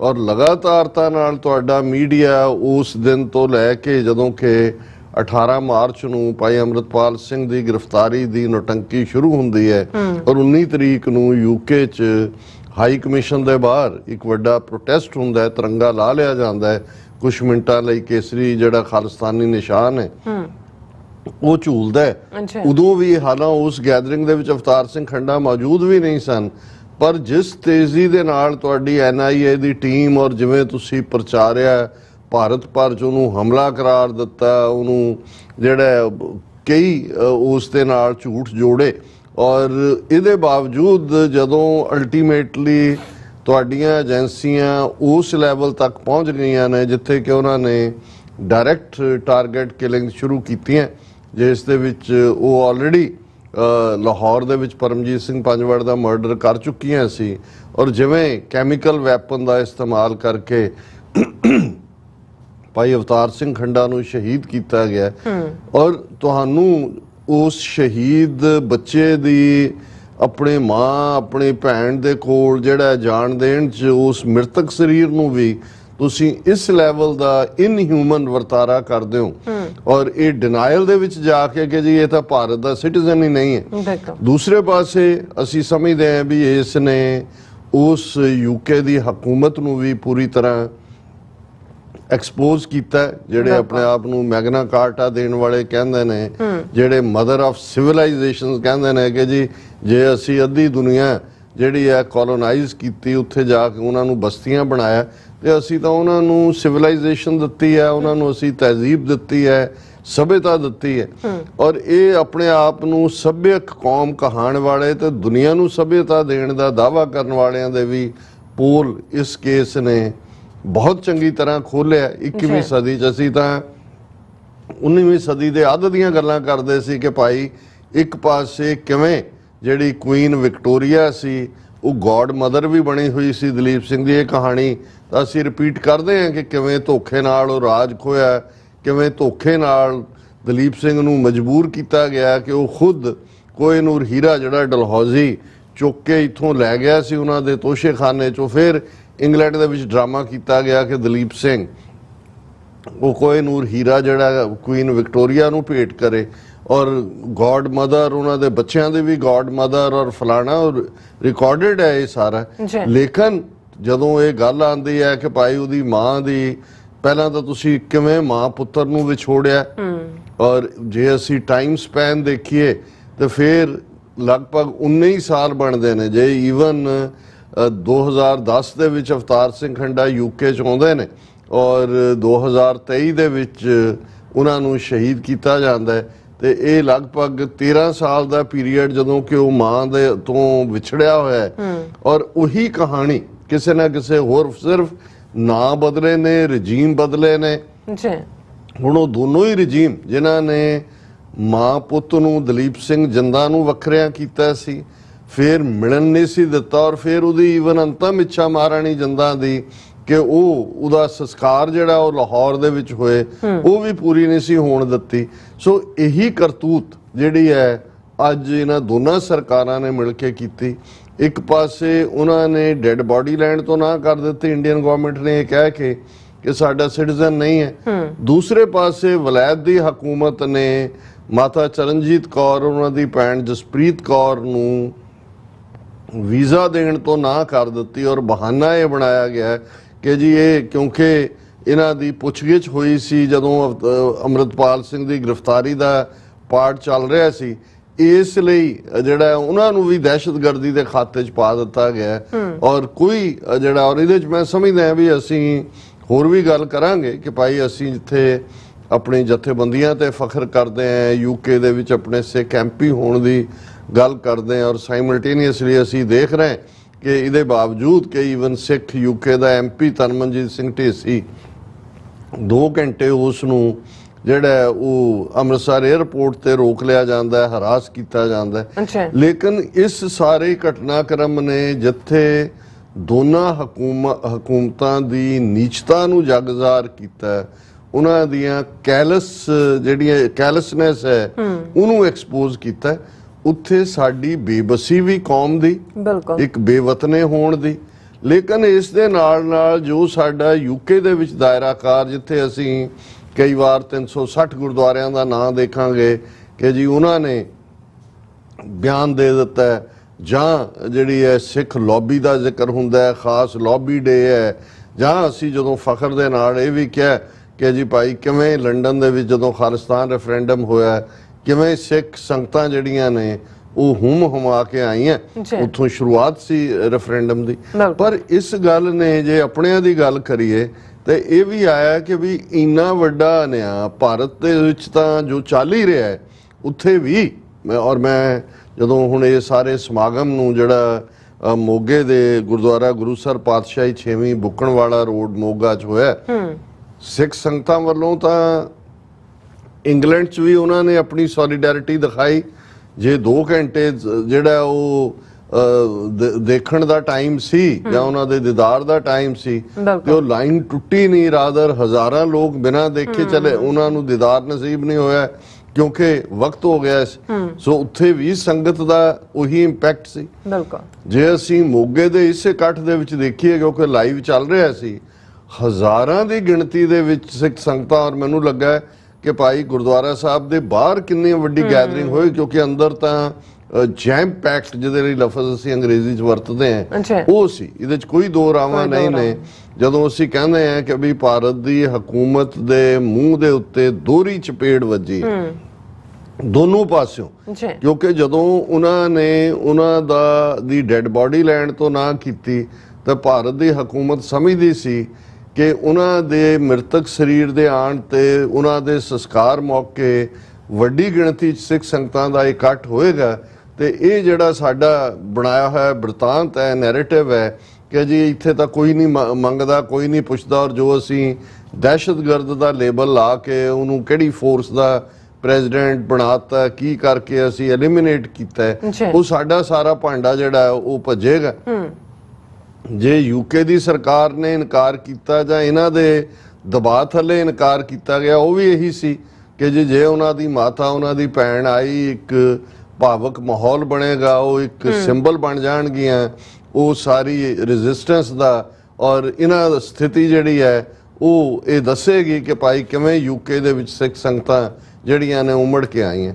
ਪਰ ਦੋਨਾਂ ਮੌਕਿਆਂ ਦੇ ਉੱਤੇ ਜਿਵੇਂ ਸਿੱਖ ਸੰਗਤਾਂ ਉਮੜ ਕੇ ਆਈਆਂ ਔਰ ਜਿਵੇਂ ਕਾਮਨ ਸਿੱਖ ਨੇ ਮਹਿਸੂਸ ਕੀਤਾ, ਇਹ ਤਾਂ ਇਹਨਾਂ ਦਾ ਨੈਰੇਟਿਵ ਫਿਰ ਵੀ ਭੱਜ ਗਿਆ ਕਿ ਯੂਕੇ 'ਚ ਵੀ ਔਰ ਪੰਜਾਬ ਦੀ ਧਰਤੀ ਤੇ ਵੀ। ਔਰ ਕੱਲਾ ਇਹ ਨਹੀਂ ਹੈ ਕਿ ਵੀ ਮੋਗੇ ਦੇ ਇਸ ਇਕੱਠ ਦੇ ਵਿੱਚ ਵੱਡੀ ਗਿਣਤੀ ਸਿੱਖ ਸੰਗਤਾਂ ਸੀ। ਸਭ ਤੋਂ ਮੈਂ ਸਮਝਦਾ ਵੀ ਪੋਜ਼ਿਟਿਵ ਗੱਲ ਸੀ। ਹਾਲਾਂਕਿ ਸਾਡੀ ਬਹੁਤ ਵਾਰ ਹਾਲ ਤਾਂ ਹੁਣ ਇਹੀ ਹੁੰਦਾ ਹੈ, ਜੇ ਮੈਂ ਟਰੂਥਫੁਲੀ ਕਹਿਣਾ ਹੋਏ, ਜਿਵੇਂ ਅਮਰੀਕਾ ਦੇ ਵਿੱਚ ਜਦੋਂ ਇਹਨਾਂ ਦੇ ਟਰਾਈਬਸ ਦੀ ਗੱਲ ਹੁੰਦੀ ਹੈ, ਨੇਟਿਵ ਅਮਰੀਕਨਸ ਦੀ, ਜਾਂ ਜਿਨ੍ਹਾਂ ਨੂੰ ਰੈੱਡ ਇੰਡੀਅਨ ਕਿਹਾ ਜਾਂਦਾ ਸੀ ਕਿ ਭਾਈ ਇਹਨਾਂ ਦੀ ਪ੍ਰੋਬਲਮ ਕੀ ਹੈ, ਉਹ ਕਹਿੰਦਾ ਜੀ ਆਲ ਚੀਫਸ ਨੋ ਫਾਲੋਅਰ, ਇਹ ਸਾਰੇ ਚੀਫ ਨੇ, ਸਾਰੇ ਹੀ ਸਰਦਾਰ ਨੇ। ਹਾਲ ਤਾਂ ਸਾਡਾ ਵੀ ਉੱਥੇ ਇਹੀ ਹੈ ਕਿ ਭਾਈ ਜਿੰਨੀਆਂ ਜਥੇਬੰਦੀਆਂ ਨੇ ਉਹਨਾਂ ਦੀ ਕਿੰਨੀ ਫੋਲੋਇੰਗ ਹੈ, ਕਿੰਨੀ ਨਹੀਂ ਹੈ, ਲੇਕਿਨ ਇੱਕ ਦੂਜੇ ਨਾਲ ਖਾਰ ਖਾਣ 'ਚ ਜਿਹੜਾ ਉਹ ਕੋਈ ਕਮੀ ਨਹੀਂ ਹੁੰਦੀ। ਔਰ ਇਹੀ ਕਾਰਨ ਹੈ ਕਿ ਜਦੋਂ ਵੀ ਕੋਈ ਸਾਂਝਾ ਏਜੰਡਾ ਲੈ ਕੇ ਵੀ ਕੌਮੀ ਗੱਲ, ਕੌਮੀ ਪੰਥ ਦਾ ਤੁਰ ਜਾਣ ਤੋਂ ਬਾਅਦ ਜ਼ਰੂਰ ਅਸੀਂ ਇਕੱਠ ਦਿਖਾਉਂਦੇ ਹਾਂ, ਏਕਤਾ ਵੀ ਦਿਖਾਉਂਦੇ ਹਾਂ। ਔਰ ਇਹ ਜੇ ਬਹੁਤਾ ਪਿੱਛੇ ਨਾ ਵੀ ਜਾਣਾ ਹੋਏ ਤੇ ਦੀਪ ਸਿੱਧੂ ਔਰ ਭਾਈ ਅੰਮ੍ਰਿਤਪਾਲ ਸਿੰਘ ਦੇ ਕੇਸ ਦੇ ਵਿੱਚ ਅਸੀਂ ਦੇਖ ਸਕਦੇ ਹਾਂ ਕਿ ਜਦੋਂ ਉਹ ਫੀਲਡ ਦੇ ਵਿੱਚ ਨੇ, ਕਿਸ ਕਿਸਮ ਦੀ ਈਰਖਾ ਦਾ ਪ੍ਰਗਟਾਵਾ ਹੈ, ਕਿਸ ਕਿਸਮ ਦੀ ਨੈਗੇਟਿਵਿਟੀ ਦਾ ਪ੍ਰਗਟਾਵਾ ਹੈ, ਕਿਵੇਂ ਕਦੇ ਤੁਸੀਂ ਬੀਜੇਪੀ ਨਾਲ ਜੋੜ ਦਿਓ, ਕਦੇ ਏਜੰਸੀਆਂ ਨਾਲ ਜੋੜ ਦਿਓ, ਕਦੇ ਕਿਸੇ ਹੋਰ ਨਾਲ ਜੋੜ ਦਿਓ, ਤੇ ਫਿਰ ਜਦੋਂ ਤੁਰ ਜਾਣਾ ਤੇ ਉਦੋਂ ਉਹੀ ਦੀਪ ਸਿੱਧੂ ਦੇ ਅੰਤਮ ਅਰਦਾਸ ਮੌਕੇ ਲੱਖਾਂ ਦਾ ਇਕੱਠ ਗੁਰਦੁਆਰਾ ਫਤਿਹਗੜ੍ਹ ਸਾਹਿਬ ਸੀ। ਔਰ ਲੇਕਿਨ ਫਿਰ ਉਸੇ ਹੀ ਲੈਗੇਸੀ ਨੂੰ, ਉਸੇ ਹੀ ਵਿਰਸੇ ਨੂੰ ਅੱਗੇ ਤੋਰਨ ਦੇ ਲਈ ਜੇ ਭਾਈ ਅੰਮ੍ਰਿਤਪਾਲ ਸਿੰਘ, ਉਹੀ ਵਾਰਿਸ ਪੰਜਾਬ ਦੇ ਦੀਪ ਸਿੱਧੂ ਫਾਊਂਡ ਕਰਦਾ ਹੈ, ਉਹ ਪੰਜਾਬ ਦੇ ਵਿੱਚ ਉਤਰਦਾ। ਆਲਮੋਸਟ 8-9 ਮਹੀਨੇ ਦੀ ਐਕਟੀਵਿਟੀ ਹੋਏਗੀ। ਸਤੰਬਰ 2022 ਤੋਂ ਲੈ ਕੇ 18 ਮਾਰਚ ਤੱਕ ਤੁਸੀਂ ਆਪਣੀਆਂ ਬਹੁਤ ਸਾਰੀਆਂ ਜਥੇਬੰਦੀਆਂ ਦਾ ਬਿਹੇਵ ਦੇਖ ਸਕਦੇ ਹੋ। ਉਹ ਬਾਅਦ ਦੇ ਵਿੱਚੋਂ ਜੋ ਮਰਜ਼ੀ ਜਸਟੀਫਿਕੇਸ਼ਨ ਹੋਏ, ਪਰ ਨਤੀਜਾ ਇਹੀ ਸੀ ਕਿ ਭਾਈ ਉਸ ਸਾਰੇ ਤੋਂ ਬਾਅਦ ਹੁਣ ਵੀ ਅਜੇ ਵੀ ਇੱਕ ਖਾਸ ਜਿਹੜਾ ਹੈ ਉਹਨਾਂ ਨੂੰ, ਅਦਰਵਾਈਜ਼ ਇਹ ਆਪਣੇ ਆਪ ਦੇ ਵਿੱਚ ਇੱਕ ਮੁਕੰਮਲ ਇਸ਼ੂ ਹੈ ਕਿ ਤੁਸੀਂ 10 ਪੰਜਾਬ ਦੇ ਵਸਿੰਦਿਆਂ ਨੂੰ 2900 ਕਿਲੋਮੀਟਰ ਦੂਰ ਜਿਹੜਾ ਤੁਸੀਂ ਇੱਕ ਨਵਾਂ ਕਾਲਾ ਪਾਣੀ ਬਣਾਇਆ, ਕਿਸ ਚਾਰਜ ਦੇ ਥੱਲੇ ਭੇਜਿਆ? ਨੈਸ਼ਨਲ ਸਿਕਿਉਰਿਟੀ ਐਕਟ ਲਾਇਆ ਤੁਸੀਂ। ਔਰ ਇਹੀ ਪਾਰਟ ਹੈ ਹੁਣ ਜਦੋਂ ਅਸੀਂ ਇਹ ਦੇਖਦੇ ਹਾਂ ਕਿ ਹੁਣ ਜਦੋਂ ਜਲਿਆਂਵਾਲੇ ਬਾਗ ਦੇ ਸਾਕੇ ਨਾਲ ਜੁੜਿਆ, ਜੇ ਤੁਸੀਂ ਵਾਕਿਆ ਦੇਖੋ ਤੇ ਇਹੀ ਸੀ ਜੀ ਕਿ ਉਹ ਇੱਕ ਦਿਨ ਪਹਿਲਾਂ ਡਾਕਟਰ ਸੈਫੂਦੀਨ ਕਿਚਲੂ, ਸਤਪਾਲ ਮਲਕ, ਉਹਨਾਂ ਨੂੰ ਜਿਹੜਾ ਉਹ ਗ੍ਰਿਫਤਾਰ ਕਰ ਲਿਆ ਸੀ, ਸ਼ਹਿਰੀ ਭੜਕ ਪਏ ਸੀ, ਔਰ ਉਹ ਜਲਿਆਂਵਾਲੇ ਬਾਗ 'ਚ ਗੈਦਰਿੰਗ ਹੋਈ, ਔਰ ਹੋਰ ਉਹਦੇ ਨਾਲ ਜੁੜਿਆ ਹੋਇਆ ਰੌਲਟ ਐਕਟ ਤਾਂ ਪਿੱਛੇ ਚਲਾ ਗਿਆ। ਹੁਣ ਹੁੰਦਾ ਹਮੇਸ਼ਾ ਇਹ ਰਿਹਾ, ਜੇ ਤੁਹਾਡੇ ਸੱਚਮੁੱਚ ਤੁਹਾਡੇ ਬੰਦੇ ਨੇ, ਤੁਹਾਡੇ ਬੱਚੇ ਨੇ, ਤੇ ਫਿਰ ਤਾਂ ਇਸ ਦੇ ਉੱਤੇ ਹੁਣ ਤੱਕ 5ਵਾਂ ਮਹੀਨਾ ਸ਼ੁਰੂ ਹੋ ਜਾਣਾ, ਕਿੰਨੇ ਪ੍ਰੋਟੈਸਟ ਹੋਏ ਨੇ, ਕਿੰਨਿਆਂ ਨੇ ਡਿਮਾਂਡ ਕੀਤੀ ਆ। ਉਹੀ ਟੱਬਰ ਹੀ ਵਿਚਾਰੇ ਦੌੜ ਭੱਜ ਕਰਦੇ ਨੇ, ਵਕੀਲਾਂ ਦੀ ਟੀਮ ਇੱਧਰ ਖੜੀ ਕਰ ਲਓ, ਉਧਰ ਖੜੀ ਕਰ ਲਓ, ਕਿਉਂਕਿ ਬਹੁਤਿਆਂ ਨੂੰ ਲੱਗਦਾ ਔਰ ਤੁਹਾਨੂੰ ਲੱਗੇਗਾ ਕਿ ਭਾਈ ਕੋਈ ਜਿਵੇਂ ਹੋਇਆ ਹੀ ਕੁਛ ਨਹੀਂ ਹੋਇਆ ਔਰ ਕੁਛ ਨਹੀਂ। ਅਸੀਂ ਅਗਲੇ ਦਿਨ ਇੰਤਜ਼ਾਰ ਕਰਦੇ ਹਾਂ ਕਿ ਭਾਈ ਅਗਲਾ ਕਿਹਦੇ ਨਾਲ ਕੀ ਹੁੰਦਾ ਹੈ, ਉਹਦੇ ਤੇ ਫਿਰ ਤੁਸੀਂ ਬਿਆਨਬਾਜ਼ੀਆਂ ਸ਼ੁਰੂ ਕਰ ਦਿਓ। ਬਿਲਕੁਲ। ਲੇਕਿਨ ਮੈਂ ਸਮਝਦਾ ਵੀ ਜਿਹੜਾ ਇਸ ਸਮਾਗਮ ਦੇ ਸ਼ੁਰੂਆਤੀ ਪੀਰੀਅਡ ਦੇ ਵਿੱਚ ਹੀ ਮਾਤਾ ਚਰਨਜੀਤ ਕੌਰ ਨੇ ਸੰਗਤ ਨੂੰ ਬੜੇ ਭਾਵਕ ਅੰਦਾਜ਼ 'ਚ ਐਡਰੈਸ ਕੀਤਾ। ਉਹਨਾਂ ਨੇ ਸਭ ਦਾ ਧੰਨਵਾਦ ਕੀਤਾ ਕਿ ਭਾਈ ਤੁਸੀਂ ਆਏ ਹੋ, ਹਰ ਇੱਕ ਨੂੰ ਬੋਲਣ ਦਾ 2-2 ਮਿੰਟ ਦਾ ਵਕਤ ਮਿਲੇਗਾ, ਹਰ ਇੱਕ ਨੂੰ, ਕਿਸੇ ਦੀ ਕੋਈ ਧਿਰ ਹੋਏ, ਪਰ ਇਹ ਕੋਸ਼ਿਸ਼ ਕਰਿਓ ਇਦਾਂ ਦੀ ਗੱਲ ਨਾ ਕਰਿਓ ਜਿਹੜੀ ਕਿਸੇ ਦੂਜੇ ਨੂੰ ਤਕਲੀਫ ਦੇ। ਮੈਂ ਸਮਝਦਾ ਵੀ ਇਹ ਇੱਕ ਜੁਮਲੇ ਦੇ ਵਿੱਚ ਮਾਤਾ ਨੇ ਜੋ ਸਾਡੀ ਤਰਾਸਦੀ ਹੈ, ਜੇ ਤੁਸੀਂ ਇਕੱਠੇ ਵੀ ਕਰਦੇ ਹੋ, ਉਹਨਾਂ ਨੇ ਜੋ ਕਹਿਣਾ ਵੀ ਹੁੰਦਾ ਹੈ, ਤੁਸੀਂ ਉਹਦੇ ਚ ਕਿਤੇ ਸਿੱਧੇ ਤੌਰ ਤੇ ਕਿਤੇ ਬਿਟਵੀਨ ਦਾ ਲਾਈਨਸ ਤੁਹਾਨੂੰ ਨਜ਼ਰ ਆ ਰਿਹਾ ਹੁੰਦਾ ਵੀ ਕਿਹਨੂੰ ਕਿਹਨੇ ਕਾਊਂਟਰ ਕੀਤਾ, ਕਿਹਨੇ ਕਿਹਨੂੰ ਠਿੱਬੀ ਲਾਉਣ ਦੀ ਕੋਸ਼ਿਸ਼ ਕੀਤੀ ਹੈ, ਔਰ ਕੋਈ ਇਮਾਨਦਾਰ ਪਹੁੰਚ ਨਹੀਂ ਹੁੰਦੀ, ਔਰ ਸਾਰੇ ਇੱਕ ਇਹ ਕਹਿ ਰਹੇ ਹੁੰਦੇ ਨੇ ਜੀ ਸਭ ਇਕੱਠੇ ਹੋ ਕੇ ਤੁਰੀਏ, ਏਕਤਾ ਤੋਂ ਬਿਨਾਂ ਗੱਲ ਨਹੀਂ ਬਣਨੀ। ਦੂਜੇ ਨੂੰ ਠੀਕ ਕਿਹਾ ਉਹਨੇ, ਭਾਈ ਰਿਸ਼ਪਾਲ ਸਿੰਘ ਛੰਦੜਾਂ ਦਾ ਬੇਟਾ, ਸ਼ਾਇਦ ਅੰਮ੍ਰਿਤ ਸਿੰਘ ਨਾਂ ਹੈ ਜਾਂ ਉਹਨਾਂ ਦਾ ਕੀ ਹੈ, ਉਹਨੇ ਵੀ ਇੱਕ ਦੋ ਨੇ ਹੋਰ ਕਿਹਾ, ਕਹਿੰਦੇ ਜੀ ਇਹ ਜਿਹੜੀ ਏਕਤਾ ਦੀ ਗੱਲ ਹੈ ਇੱਥੇ ਹੀ ਕਰਨੀ ਹੈ ਸਭ ਨੇ। ਹਾਂਜੀ, ਬਾਹਰ ਜਿਹੜਾ ਜਾ ਕੇ ਹਰ ਇੱਕ ਨੂੰ ਫਿਰ ਆਪੋ ਆਪਣਾ ਜਿਹੜਾ ਹੈ ਉਹ ਦੌਰਾ ਸ਼ੁਰੂ ਹੋ ਜਾਂਦਾ, ਕਿਉਂਕਿ ਹੁੰਦਾ ਇਹੀ ਹੈ ਵੀ ਏਕਤਾ ਕਰੋ ਪਰ ਮੇਰੇ ਝੰਡੇ ਥੱਲੇ ਆ ਜਾਓ, ਇਹੀ ਉਹਨਾਂ ਦੇ ਲਈ ਏਕਤਾ ਹੈ। ਹਰ ਕੋਈ ਆਪੋ ਆਪਣਾ ਜਿਹੜਾ ਉਹ ਸੁਝਾਅ ਦੇ ਰਿਹਾ ਹੁੰਦਾ। ਲੇਕਿਨ ਅਗੇਨ ਜੇ ਅਸੀਂ ਪੋਜ਼ਿਟਿਵ ਸਾਈਡ ਦੀ ਗੱਲ ਕਰੀਏ ਕਿ ਹਜ਼ਾਰਾਂ ਸਿੱਖ ਸੰਗਤਾਂ ਦਾ ਇਕੱਠ, ਹਾਲਾਂ ਉਸ ਤੋਂ ਪਹਿਲਾਂ ਖਬਰ ਪਲਾਂਟ ਕੀਤੀ ਗਈ ਕਿ ਦਫਾ 144 ਲਾ ਦਿੱਤੀ ਗਈ ਹੈ ਮੋਗੇ 'ਚ ਡਿਪਟੀ ਕਮਿਸ਼ਨਰ ਵੱਲੋਂ, ਦੂਜੇ ਤੀਜੇ।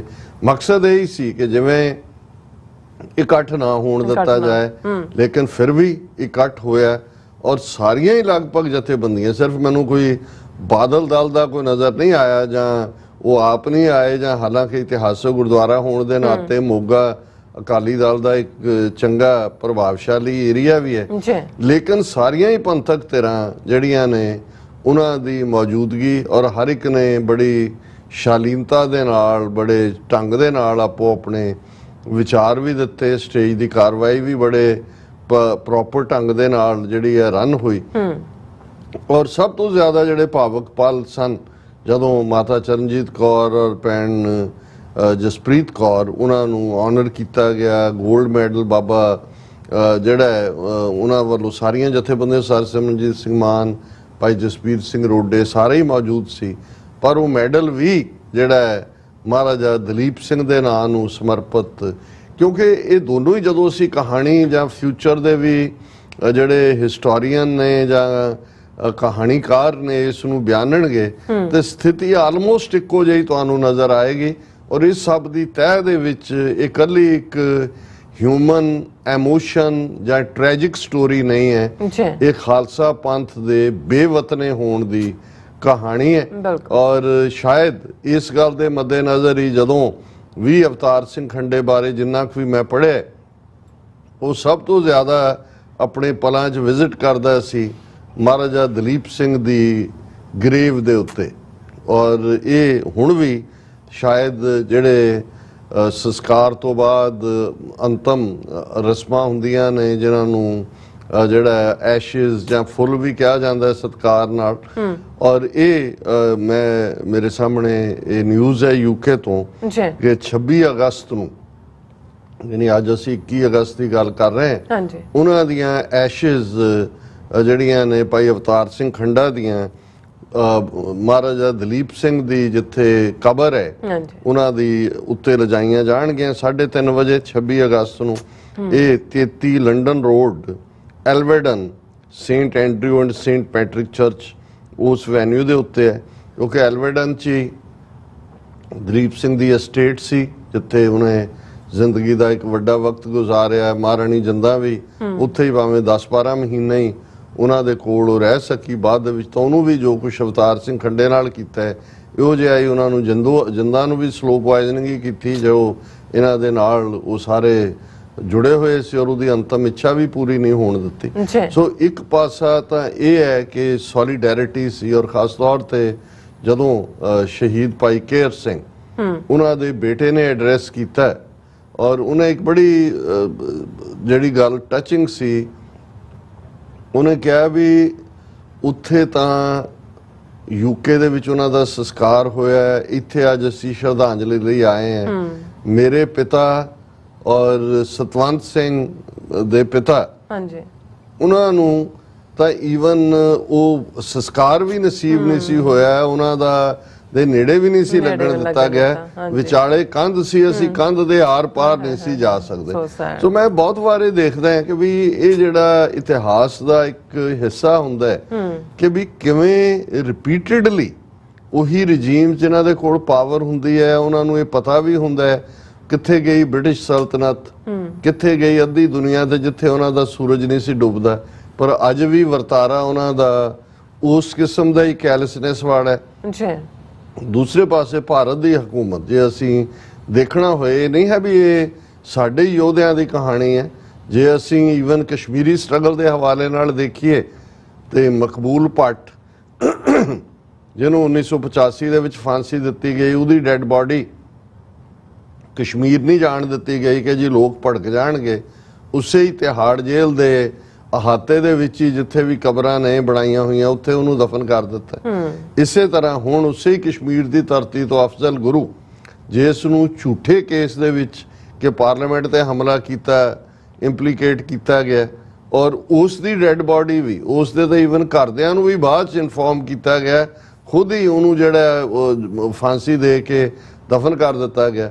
ਹੁਣ ਮਕਬੂਲ ਭੱਟ ਔਰ ਅਫਜ਼ਲ ਗੁਰੂ ਦੀਆਂ ਕਬਰਾਂ ਨਾਲ ਨੇ ਤਿਹਾੜ ਜੇਲ੍ਹ ਦੇ ਵਿੱਚ, ਔਰ ਉਹ ਸਮਝਦੇ ਨੇ ਕਿ ਵੀ ਸ਼ਾਇਦ ਜੇ ਤੁਸੀਂ ਉਹਨਾਂ ਨੂੰ ਇਸ ਕਿਸਮ ਦੇ ਅਪਮਾਨ ਚੋਂ ਵੀ ਗੁਜ਼ਾਰਦੇ ਹੋ, ਸ਼ਾਇਦ ਲੋਕਾਂ ਦੀ ਸਟਰਗਲ ਖਤਮ ਹੋ। ਇਵੇਂ ਨਹੀਂ ਹੁੰਦਾ। ਜੇ ਬੇਸ਼ੱਕ ਦਲੀਪ ਸਿੰਘ ਨੂੰ ਪੰਜਾਬ ਨਹੀਂ ਆਣ ਦਿੱਤਾ ਗਿਆ, ਉਹਦੀ ਮਾਤਾ ਦੀ ਇੱਛਾ ਵੀ ਬਾਅਦ ਜਦੋਂ ਸ਼ਹਿਜ਼ਾਦੀ ਬੰਬਾਂ ਲਾਹੌਰ ਦੇ ਵਿੱਚ ਆਂਦੀ ਆ 1924-25 ਦੇ ਵਿੱਚ, ਜਿੱਥੇ ਗੋਦਾਵਰੀ ਦੇ ਕੰਢੇ ਨੰਦੇੜ ਦੇ ਵਿੱਚ ਦਲੀਪ ਸਿੰਘ ਸੰਸਕਾਰ ਕਰਕੇ ਆਪਣੀ ਮਾਂ ਦੀ ਸਮਾਧ ਬਣਾ ਕੇ ਗਿਆ ਸੀ, ਉੱਥੋਂ ਉਹਦੀਆਂ ਐਸ਼ਿਜ਼ ਲਿਆ ਕੇ ਲਾਹੌਰ ਜਿਹੜੀਆਂ ਨੇ ਉਹ ਉਹਨਾਂ ਨੂੰ ਪ੍ਰੋਪਰਲੀ ਜਿਹੜਾ ਉਹ ਸਿੱਖ ਮਰਿਆਦਾ ਮੁਤਾਬਕ ਕੀਤਾ ਜਾਂਦਾ। ਲੇਕਿਨ ਇਹਦੇ ਨਾਲ ਕੋਈ ਅੰਗਰੇਜ਼ਾਂ ਦਾ ਜੱਫਾ ਤਾਂ ਨਹੀਂ ਕਾਇਮ ਰਿਹਾ।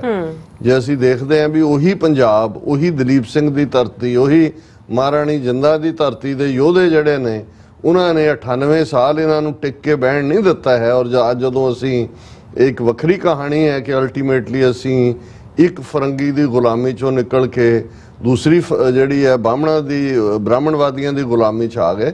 ਲੇਕਿਨ ਇਹ ਗੱਲ ਯਾਦ ਦਹਾਨੀ ਕਰਵਾਉਂਦੀ ਹੈ ਕਿ ਜਦੋਂ ਵੀ ਸਿੱਖ ਨੇ ਖਲੋ ਕੇ ਜ਼ਿਕਰ ਕੀਤਾ ਦੁਖੀਏ ਮਾਂ ਪੁੱਤ ਦਾ, ਦਲੀਪ ਸਿੰਘ ਔਰ ਜਿੰਦਾਂ ਦੀ ਕਹਾਣੀ, ਇਹ ਸਿੱਖਾਂ ਨੂੰ ਜਿੱਥੇ ਬੇਵਤਨੇ ਹੋਣ ਦਾ ਅਹਿਸਾਸ ਕਰਵਾਉਂਦੀ ਸੀ, ਉੱਥੇ ਫਰੰਗੀ ਦੇ ਗੁਲਾਮੀ ਦੇ ਸੰਗਲ ਕੱਟਣ ਦੇ ਲਈ ਵੀ ਜਿਹੜੀ ਆ ਉਹ ਮੋਟੀਵੇਸ਼ਨ ਦਿੰਦੀ ਸੀ। ਇਸੇ ਤਰ੍ਹਾਂ ਜੇ ਇਸ ਖਾਲਿਸਤਾਨੀ ਸਟਰਗਲ 'ਚ ਅੱਜ ਉਹੀ ਮਾਂ ਤੇ ਪੁੱਤ ਦੀ ਕਹਾਣੀ, ਜਿੱਥੇ ਵਿਛੋੜਾ ਵੀ 13 ਸਾਲਾਂ ਦਾ ਹੈ, ਲੇਕਿਨ ਨਾ ਅੰਤਮ ਜਿਹੜਾ ਸੰਸਕਾਰ ਦੇ ਵੇਲੇ ਉਹਨਾਂ ਦਾ ਜਿਹੜਾ ਮੂੰਹ ਦੇਖਣਾ ਨਸੀਬ ਹੋਇਆ, ਨਾ ਜਿਹੜੇ ਨੇ ਅੰਤਮ ਪਲਾਂ ਵੇਲੇ ਪੁੱਤਰ ਜਿਹੜਾ ਆਪਣੇ ਪਰਿਵਾਰ ਦਾ। ਲੇਕਿਨ ਕਿੰਨਾ ਵੱਡਾ ਖਾਲਸਾ ਪੰਥ ਦਾ ਪਰਿਵਾਰ। ਔਰ ਇਹ ਗੱਲ ਰਿਪੀਟਡਲੀ ਮਾਤਾ ਨੇ ਵੀ ਆਪਣੇ 'ਚ ਕਹੀ, ਉਹਨਾਂ ਨੇ ਕਿਹਾ ਵੀ ਉਹਨਾਂ ਨੇ ਤਾਂ ਇਸ ਤੋਂ ਡਰਦੇ ਆ ਕਿ ਵੀ ਇਹ ਖਾਲਿਸਤਾਨ ਦੀ ਗੱਲ ਨਾ ਹੋਏ, ਪਰ ਗੱਲ ਤਾਂ ਉੱਥੇ ਵੀ ਹੋਈ, ਗੱਲ ਤਾਂ ਇੱਥੇ ਵੀ ਹੋਈ। ਔਰ ਇਹ ਅਕਿਰਤ ਘਣਤਾ ਦਾ ਸਿਖਰ ਦਾ ਆਲਮ ਹੈ।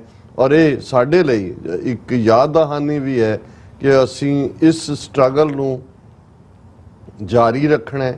ਜਦੋਂ ਸਾਰੇ ਬੁਲਾਰਿਆਂ ਵੱਲੋਂ ਬਾਰ-ਬਾਰ ਪਰਿਵਾਰ ਦੀ ਕੁਰਬਾਨੀ ਦਾ ਜ਼ਿਕਰ, ਔਰ ਭਾਈ ਕੁਲਵੰਤ ਸਿੰਘ ਖੁਖਰਾਣਾ ਉਹਨਾਂ ਦੇ ਪਿਤਾ ਕਿਸ ਲੈਵਲ ਦੇ, ਭਾਈ ਦਲਜੀਤ ਸਿੰਘ ਬਿੱਟੂ ਉਹਨਾਂ ਨੇ ਜਦੋਂ ਟ੍ਰਿਬਿਊਟ ਦਿੱਤੀ, ਕਿਉਂਕਿ ਸਾਰੇ ਉਸ ਦੌਰ ਦੇ ਖਾਲਿਸਤਾਨ ਲਿਬਰੇਸ਼ਨ ਫੋਰਸ ਭਾਈ ਗੁਰਜੰਟ ਸਿੰਘ ਬੁੱਧ ਸਿੰਘ ਵਾਲਾ ਦੀ ਅਗਵਾਈ ਦੇ ਵਿੱਚ ਜੂਝਣ ਵਾਲੇ ਸੀ, ਉਹਨਾਂ ਨੇ ਕਿਹਾ ਵੀ ਇੰਨਾ ਸੰਜਮ, ਇੰਨਾ ਟਿਕਾ, ਇੰਨਾ ਜਿਹੜਾ ਉਹ ਗੁਰਸਿੱਖੀ ਰਚੀ ਹੋਈ ਕਿ ਵੀ ਜਦੋਂ ਬਹੁਤ ਜ਼ਿਆਦਾ ਕਿਤੇ ਭੜਕਾਊ ਮਾਹੌਲ ਹੁੰਦਾ ਸੀ ਸਹਿਜ ਸ਼ਾਂਤ ਦੇ ਲਈ, ਤਾਂ ਫਿਰ ਅਸੀਂ ਕੁਲਵੰਤ ਸਿੰਘ ਖੁਖਰਾਣਾ ਵੱਲ ਦੇਖਦੇ ਸੀ। ਔਰ ਮੈਂ ਜਿਉਂ-ਜਿਉਂ ਭਾਈ ਅਵਤਾਰ ਸਿੰਘ ਖੰਡਾ ਦੇ ਪ੍ਰੀਵੀਅਸ ਇੰਟਰਵਿਊ ਵੀ ਦੇਖੇ ਨੇ, ਤਾਂ ਮੈਨੂੰ ਖਿਆਲ ਆਇਆ ਵੀ ਕਿਵੇਂ ਉਹਨਾਂ ਦੀ ਜ਼ਿੰਦਗੀ ਦੇ ਵਿੱਚ, ਉਹਨਾਂ ਦੀ ਦਸਤਾਰ, ਗੁਫਤਾਰ, ਰਫਤਾਰ ਦੇ ਵਿੱਚ ਗੁਰਬਾਣੀ, ਗੁਰਸਿੱਖੀ ਸਿਧਾਂਤ, ਧੰਮਲ ਔਰ ਉਹ ਸਾਰੇ ਦੀ ਕਲੈਰਿਟੀ, ਐਵੇਂ ਨਹੀਂ ਦੀਪ ਸਿੱਧੂ ਔਰ ਭਾਈ ਅੰਮ੍ਰਿਤਪਾਲ ਸਿੰਘ ਵਰਗੀਆਂ ਦੋ ਸ਼ਖਸੀਅਤਾਂ ਨੂੰ ਮੋਟੀਵੇਟ ਕੀਤਾ ਇਸ 32 ਸਾਲ ਦੇ ਨੌਜਵਾਨ ਨੇ ਕਿ ਉਹਨਾਂ ਨੇ ਉਸ ਸੰਘਰਸ਼ ਨੂੰ, ਜਦੋਂ ਕਿ ਪੰਜਾਬ 'ਚ ਕਿਸਾਨ ਸੰਘਰਸ਼ ਦੇ ਨਾਂ ਥੱਲੇ ਕਾਮਰੇਡੀ ਦੌਰ ਦੁਆਰਾ ਸੀ, ਦੀਪ ਸਿੱਧੂ ਇੱਕ ਉਸ ਲਾਟ ਵਾਂਗ ਆਇਆ ਜਿਹੜੀ ਹੋਪ ਬਣ ਕੇ ਆਈ।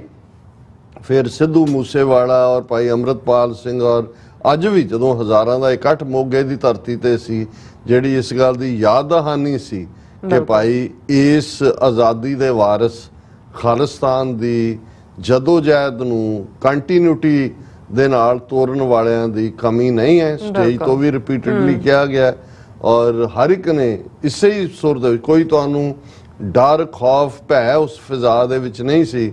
ਜੇ ਇੰਗਲੈਂਡ 'ਚ ਉਹਨਾਂ ਦੇ ਸੰਸਕਾਰ ਵਾਲੇ ਔਰ ਅੰਤਮ ਅਰਦਾਸ ਵਾਲੇ ਇਕੱਠ 'ਚ ਖਾਲਿਸਤਾਨ ਜ਼ਿੰਦਾਬਾਦ ਗੂੰਜਿਆ ਤੇ ਉਸ ਧਰਤੀ ਦੇ ਉੱਤੇ ਵੀ, ਮੋਗੇ ਦੀ ਧਰਤੀ ਤੇ ਵੀ ਖਾਲਿਸਤਾਨ ਜ਼ਿੰਦਾਬਾਦ ਗੂੰਜੇ। ਜੀ ਡਾਕਟਰ ਸਾਹਿਬ ਤੁਹਾਡਾ ਬਹੁਤ ਬਹੁਤ ਸ਼ੁਕਰੀਆ। ਸੋ ਇੱਥੇ ਲੈਣੇ ਬ੍ਰੇਕ, ਔਰ ਬ੍ਰੇਕ ਤੇ ਜਾਣ ਤੋਂ ਪਹਿਲਾਂ ਅਸੀਂ ਆਪਣੇ ਦਰਸ਼ਕਾਂ ਦੇ ਸਰੋਤਿਆਂ ਨੂੰ ਅਪੀਲ ਤੇ ਬੇਨਤੀ ਕਰਦੀ ਵਿਊਅਰਸ, ਅੱਜ ਜਿਸ ਤਰ੍ਹਾਂ ਕਿ ਤੁਸੀਂ ਜਾਣਦੇ ਹੋ ਕਿ TV 84 ਹੱਕ ਸੱਚ ਇਨਸਾਫ ਦੀ ਆਵਾਜ਼ ਨੂੰ ਬੁਲੰਦ ਕਰ ਰਿਹਾ ਹੈ। ਇਹ ਆਵਾਜ਼ ਤੁਹਾਡੇ ਪਿਆਰ ਸਦਕਾ, ਤੁਹਾਡੇ ਵਿਸ਼ਵਾਸ ਸਦਕਾ, ਤੁਹਾਡੇ ਡੋਨੇਸ਼ਨ ਸਦਕਾ ਹੀ ਹੋ ਸਕਦੀ ਹੈ। ਸੋ ਅਸੀਂ ਚਾਹਾਂਗੇ ਕਿ ਤੁਸੀਂ TV 84 ਦੀ ਚੜ੍ਹਦੀ ਕਲਾ ਲਈ ਵੱਧ ਤੋਂ ਵੱਧ ਡੋਨੇਟ ਕਰੋ। ਡੋਨੇਟ ਕਰਨ ਲਈ ਸਾਡੀ ਵੈਬਸਾਈਟ tv84.tv ਤੇ ਜਾ ਕੇ ਪੇਪਲ ਦੀ ਵਰਤੋਂ ਕਰਕੇ ਵਨ ਟਾਈਮ ਡੋਨੇਟ ਕਰ ਸਕਦੇ ਹੋ, ਮੰਥਲੀ ਡੋਨੇਟ ਵੀ ਕਰ ਸਕਦੇ ਹੋ। ਤੁਸੀਂ TV 84 ਦੇ ਨਾਮ ਤੇ ਚੈੱਕ ਬਣਾ ਕੇ ਸਾਨੂੰ ਮੇਲ ਵੀ ਕਰ ਸਕਦੇ ਹੋ ਸਾਡੇ ਇਸ ਪਤੇ ਤੇ 36-01 37th Avenue, Long Island City, New York 11101 USA, ਜਾਂ ਫਿਰ ਤੁਸੀਂ ਸਾਨੂੰ ਫੋਨ ਰਾਹੀਂ ਵੀ ਸੰਪਰਕ ਕਰ ਸਕਦੇ ਹੋ 5166191984। ਤੁਸੀਂ ਸਾਨੂੰ ਈਮੇਲ ਵੀ ਕਰ ਸਕਦੇ ਹੋ info@tv84.tv ਤੇ। ਅਸੀਂ ਤੁਹਾਡੇ ਤਹਿ ਦਿਲ ਤੋਂ ਸ਼ੁਕਰਗੁਜ਼ਾਰ ਹੋਵਾਂਗੇ। ਸੋ ਇੱਥੇ ਲੈਣੇ ਬ੍ਰੇਕ ਵਿਊਅਰਸ, ਤੁਸੀਂ ਨਾਲ ਇਸੇ ਤਰ੍ਹਾਂ ਹੀ ਬਣੇ ਰਹਿਣਾ। ਮਿਲਦੇ ਹਾਂ ਆਫਟਰ ਦਿਸ ਸ਼ਾਰਟ ਬ੍ਰੇਕ।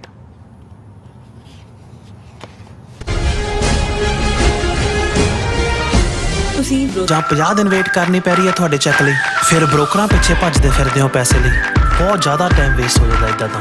ਜੇ ਤੁਸੀਂ ਅੱਜ ਹੀ ਪੈਸੇ ਲੈਣੇ ਤਾਂ ਬੌਬਟੇਲ ਨੂੰ ਕਾਲ ਕਰੋ। ਬੌਬਟੇਲ ਤੁਹਾਡੀਆਂ ਇਨਵੌਇਸਿਸ ਸੇਮ ਡੇ ਫੰਡ ਕਰ ਸਕਦੇ ਹਾਂ for a small fee, no contract, no reserve and no hidden fees। ਅੱਜ ਹੀ ਕਾਲ ਕਰੋ ਬੌਬਟੇਲ ਨੂੰ ਤੇ ਤੁਹਾਡਾ ਪਹਿਲਾ ਮਹੀਨਾ free. 410 204 2084। Again 410 204 2084।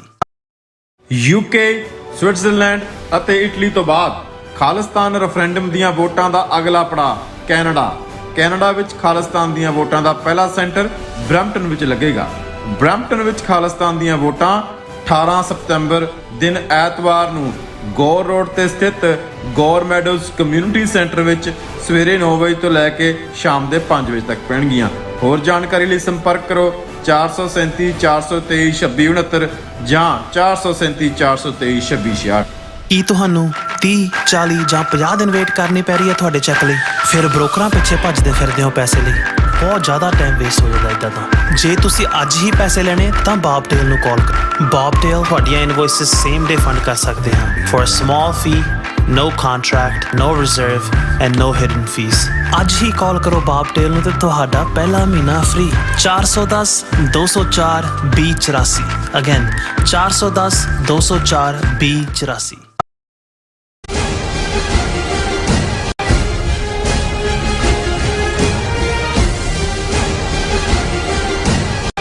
Viewers welcome back to programme. So viewers, programme ਨੂੰ ਹੋਰ ਅੱਗੇ ਵਧਾਉਂਦੇ ਹਾਂ ਦੇ ਦੂਸਰੇ ਅਹਿਮ ਇਸ਼ੂ ਦੇ ਨਾਲ। ਉਸ ਵਿੱਚ ਆਪਾਂ ਗੱਲਬਾਤ ਕਰਨ ਜਾ ਰਹੇ ਹਾਂ ਕਿ ਮੀਡੀਆ ਰਿਪੋਰਟਾਂ ਅਨੁਸਾਰ ਧਰਮਿੰਦਰ ਦੇ ਪੁੱਤਰ ਸਨੀ ਦਿਓਲ ਦੇ ਸਿਰ ਬੈਂਕ ਦਾ 56 ਕਰੋੜ ਦਾ ਕਰਜ਼ਾ ਰਿਕਵਰ ਕਰਨ ਲਈ ਬੈਂਕ ਵੱਲੋਂ ਉਸ ਦੇ ਬੰਬੇ ਵਿਚਲੇ ਬੰਗਲੇ ਦੀ ਨਿਲਾਮੀ ਦਾ ਨੋਟਿਸ ਜਿਹੜਾ ਹੈ ਉਹ ਵਾਪਸ ਆ ਲਿਆ ਗਿਆ।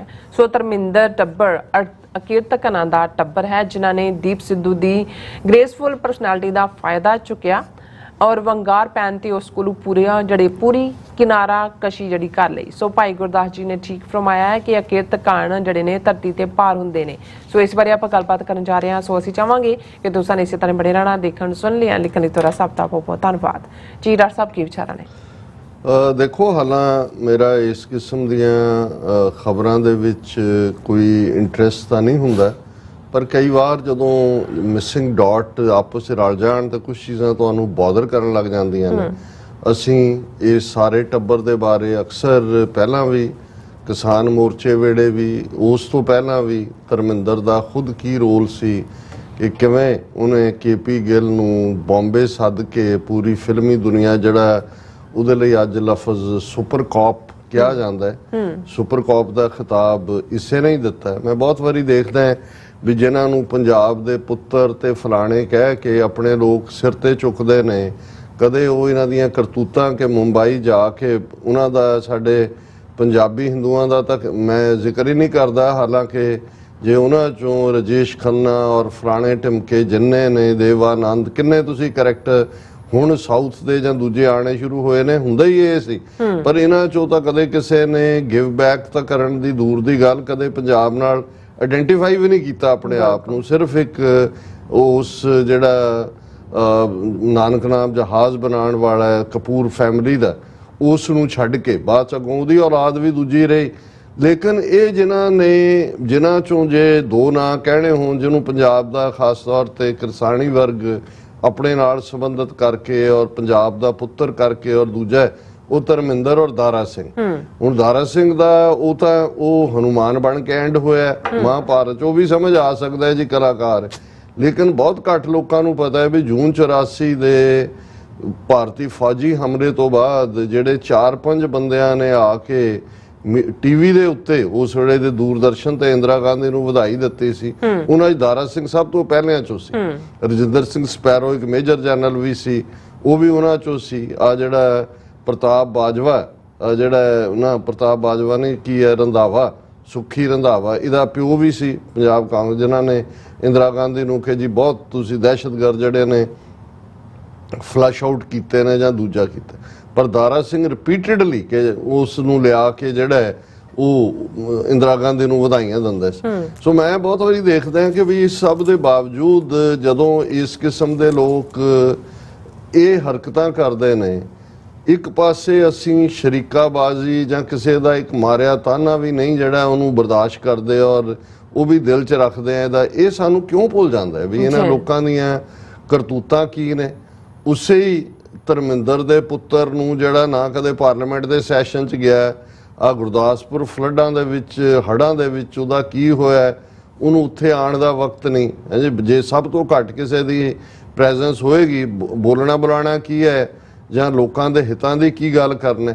ਲੇਕਿਨ ਔਰ ਕਿਸਾਨ ਮੂਵਮੈਂਟ ਦੇ ਵੇਲੇ ਬਿਲਕੁਲ ਕਿਵੇਂ ਆਪਣੇ ਲੋਕਾਂ ਨਾਲ ਗੱਦਾਰੀ, ਔਰ ਬਿਲਕੁਲ, ਔਰ ਦੀਪ ਸਿੱਧੂ, ਕਿਉਂਕਿ ਜਿਹੜੀ ਜਿਵੇਂ ਦੀਪ ਸਿੱਧੂ ਨੂੰ ਡਿਮਿਨਾਈਜ਼ ਕਰਨ ਦੇ ਵਿੱਚ ਜੇ ਸਭ ਤੋਂ ਜ਼ਿਆਦਾ ਰੋਲ ਕਿਸੇ ਦਾ ਸੀ ਤੇ ਉਸ ਤਬਕੇ ਦਾ ਜਿਨ੍ਹਾਂ ਨੇ ਸੰਨੀ ਦਿਓਲ ਦੀ ਗੁਰਦਾਸਪੁਰ ਦੀ ਪਾਰਲੀਮੈਂਟਰੀ ਕੈਂਪੇਨ ਦੇ ਵੇਲੇ ਦੀਪ ਸਿੱਧੂ ਦੀਆਂ ਫੋਟੋਆਂ ਅਮਿਤ ਸ਼ਾਹ ਨਾਲ ਜਾਂ ਮੋਦੀ ਨਾਲ ਜਾਂ ਕੈਂਪੇਨ ਕਰਦਿਆਂ ਦੀਆਂ ਕਿ ਜੀ ਦੇਖੋ ਇਹ ਤਾਂ ਬੀਜੇਪੀ ਨੇ ਭੇਜਿਆ, ਔਰ ਇਸ ਦੇ ਉੱਤੇ ਲਗਾਤਾਰ ਜਿਹੜੇ ਆਪਣੇ ਆਪ ਨੂੰ ਇੰਡੀਪੈਂਡੈਂਟ ਯੂਟਿਊਬਰ ਜਰਨਲਿਸਟ ਕਹਿੰਦੇ ਨੇ, ਮੇਨ ਸਟ੍ਰੀਮ ਮੀਡੀਆ ਚੋਂ ਕੱਢੇ ਹੋਏ ਜਿਹੜੇ ਨੇ ਜਾਂ ਆਪ ਛੱਡ ਕੇ ਆਏ ਹੋਏ, ਉਹਨਾਂ ਨੇ ਤਾਂ ਪੂਰਾ ਕੇਸ ਬਿਲਡ ਕੀਤਾ।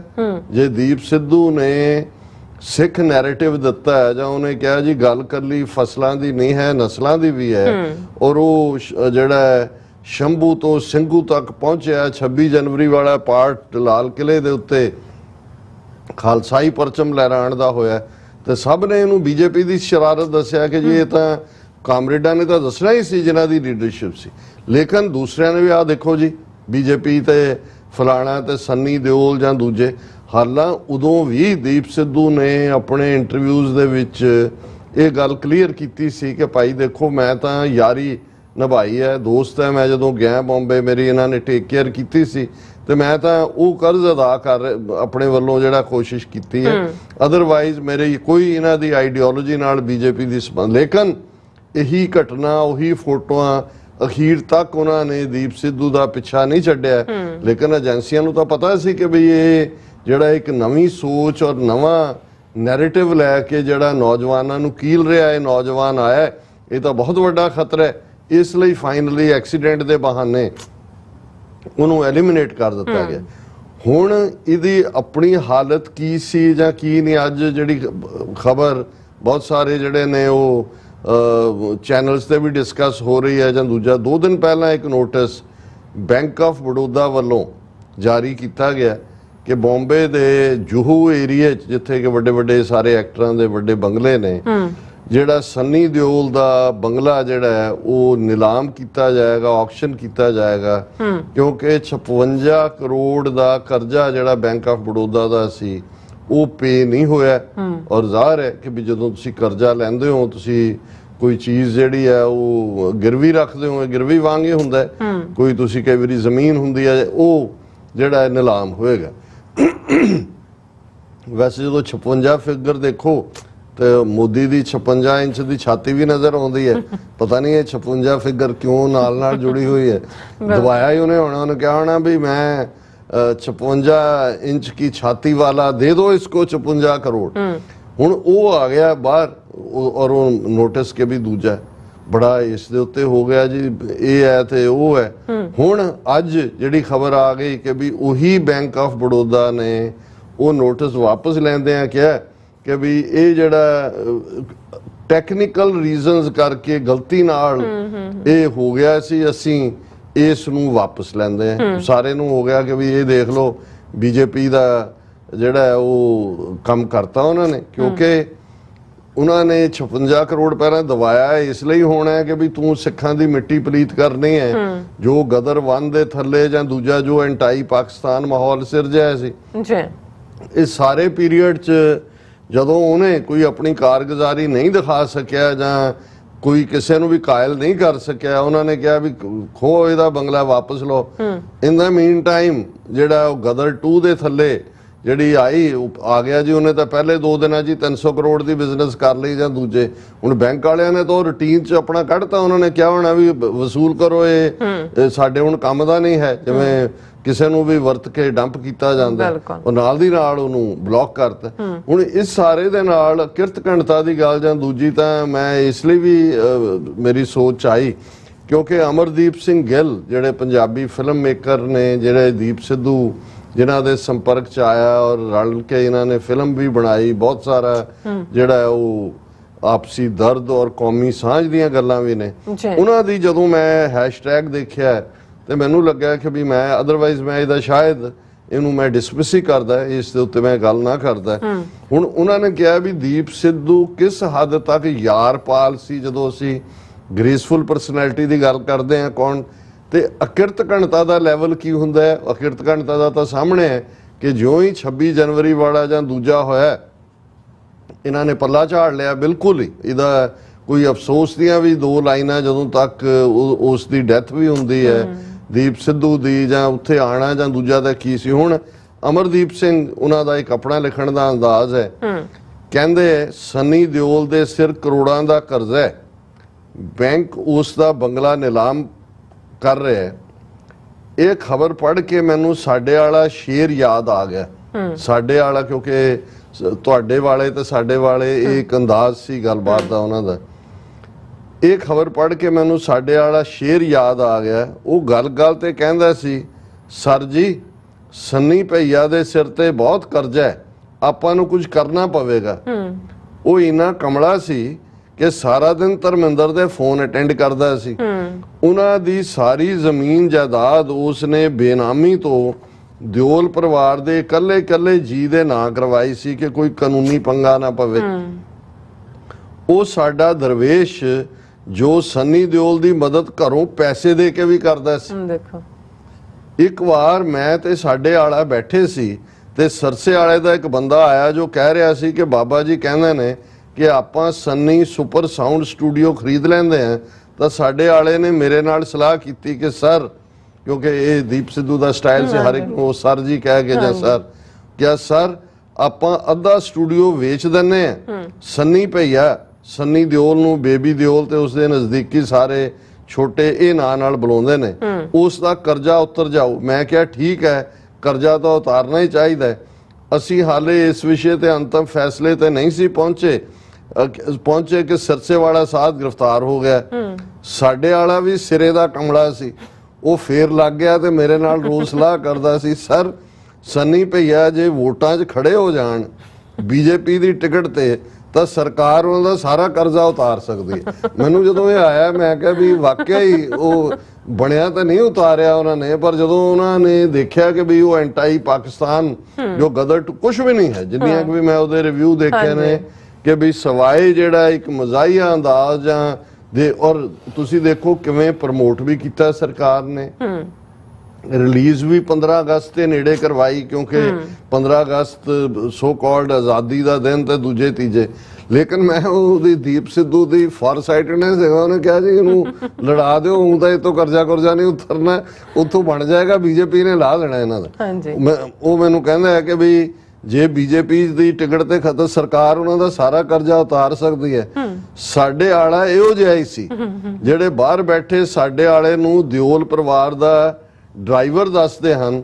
ਉਹਨਾਂ ਕੁੱਤਿਆਂ ਨੂੰ ਮੈਂ ਚੈਲੰਜ ਕਰਦਾ ਹਾਂ ਕਿ ਇਹ ਗੱਲ ਸਿੱਧ ਕਰ ਦਿਓ ਕਿ ਦੀਪ ਦੇ ਸਿਰ ਸੰਨੀ ਦਿਓਲ ਦਾ 1 ਰੁਪਈਆ ਵੀ ਉਧਾਰ ਹੈ ਤਾਂ ਮੈਂ ਤੁਹਾਡੀ ਲੱਤ ਹੇਠਾਂ ਦੀ ਲੰਘ ਜਾਉਂ, ਨਹੀਂ ਤਾਂ ਮੈਂ ਸਿੱਧ ਕਰਦਾ ਕਿ ਦੀਪ ਨੇ ਦਿਓਲ ਪਰਿਵਾਰ ਲਈ ਕੀ ਕੀਤਾ।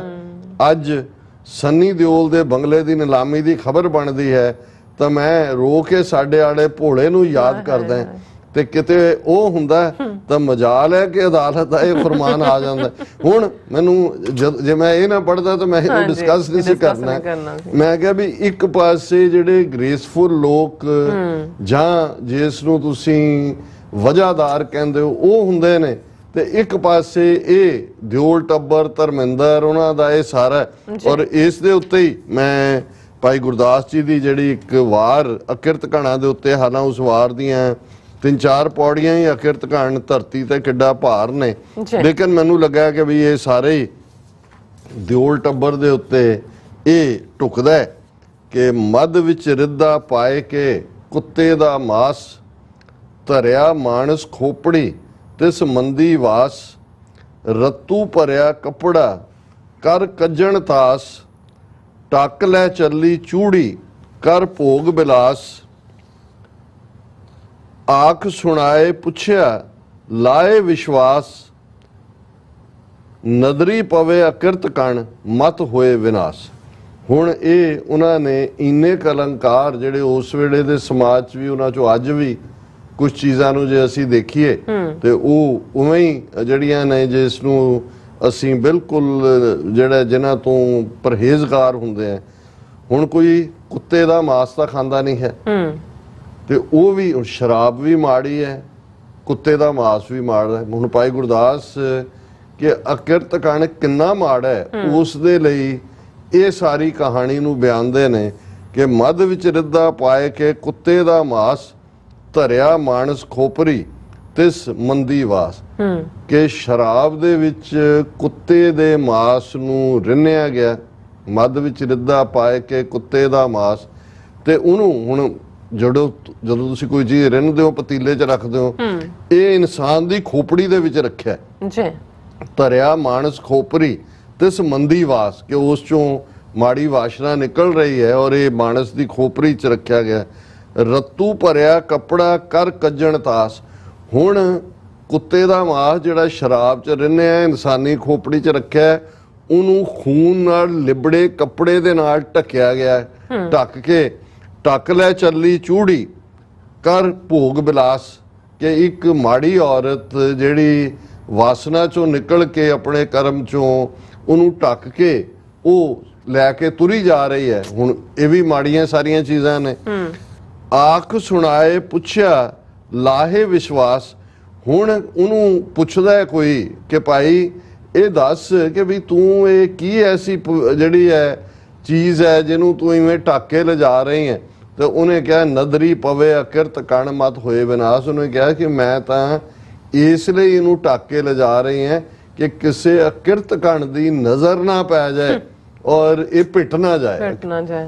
ਹੁਣ ਤੁਸੀਂ ਦੇਖੋ ਕਿ ਵੀ ਇਹਦੇ 'ਚ ਜਿੰਨੀਆਂ ਮਾੜੀਆਂ ਚੀਜ਼ਾਂ ਨੇ, ਸ਼ਰਾਬ, ਕੁੱਤੇ ਦਾ ਮਾਸ, ਇਨਸਾਨੀ ਖੋਪੜੀ, ਖੂਨ ਨਾਲ ਲਿਬੜਿਆ ਕੱਪੜਾ, ਬਦ ਚਲਨ ਔਰਤ, ਔਰ ਉਸ ਸਾਰੇ ਤੋਂ ਵੀ ਉਹਨਾਂ ਨੇ ਕਿਹਾ ਵੀ ਉਹ ਵੀ ਸਾਰੀਆਂ ਚੀਜ਼ਾਂ ਚੰਗੀਆਂ ਹੋਣਗੀਆਂ ਪਰ ਅਕਿਰਤ ਕਣ ਤੋਂ, ਕਿ ਜੇ ਅਕਿਰਤ ਕਣ ਜਿਹੜਾ ਹੈ ਇਹਨਾਂ ਸਾਰਿਆਂ ਨਾਲੋਂ ਮਾੜਾ ਹੈ। ਮੈਂ ਕਿਹਾ ਕਿ ਭਾਈ ਇਹ ਇੱਕ ਪਾਸੇ ਤੁਰ ਜਾਣ ਬਾਅਦ ਵੀ ਦੀਪ ਸਿੱਧੂ ਦਾ ਇਹ ਸਾਥੀ ਅਮਰਦੀਪ ਸਿੰਘ ਗਿੱਲ ਦੱਸ ਰਹੇ ਨੇ ਕਿ ਭਾਈ ਕਿਸ ਕਦਰ ਉਹਦੀ ਗ੍ਰੇਸਫੁਲ ਪਰਸਨੈਲਿਟੀ ਸੀ, ਤੇ ਇਹ ਸਾਰੇ ਭੁੱਖੇ ਨੰਗੇ ਜਿਨ੍ਹਾਂ ਦਾ ਜਿਹੜਾ ਉਹ ਜਗਜ਼ਾਰ ਵੀ ਹੋ ਗਿਆ ਕਿ ਭਾਈ ਜਿਹੜਾ 56 ਕਰੋੜ ਦੇਣਾ, ਔਰ ਫਿਰ ਇਹ ਵੀ ਹੋ ਗਿਆ ਵੀ ਕਿਵੇਂ ਜਿਹੜੇ ਆਪਣੇ ਆਕਾ ਦੀ ਜਿਹੜੀ ਹੈ ਉਹ ਉਸ ਦੇ ਪੈਰ ਦੇ ਅੱਗੇ ਦੁਮ ਹਿਲਾਉਂਦੇ ਨੇ, ਉਸ ਦੇ ਅੱਗੇ ਉਹਦਾ ਪੈਰ ਚੱਟਦੇ ਨੇ। ਉਹਨਾਂ ਨੇ ਕਿਵੇਂ 56 ਕਰੋੜ ਵੀ ਕਿਹਾ ਤਾਂ ਨਹੀਂ ਉਹ ਟੈਕਨੀਕਲ ਮਿਸਟੇਕ ਹੋ ਗਈ, ਗਲਤੀ ਹੋ ਗਈ। ਦੇਖੋ ਜੀ ਡਾਕਟਰ ਸਾਹਿਬ ਤੁਹਾਡਾ ਬਹੁਤ ਬਹੁਤ ਸ਼ੁਕਰੀਆ। ਸੋ ਬ੍ਰੇਕ ਵਿਊਅਰਸ ਤੁਸੀਂ ਇਸੇ ਤਰ੍ਹਾਂ ਬਣੇ ਰਹਿਣਾ, ਮਿਲਦੇ ਹਾਂ after this short break.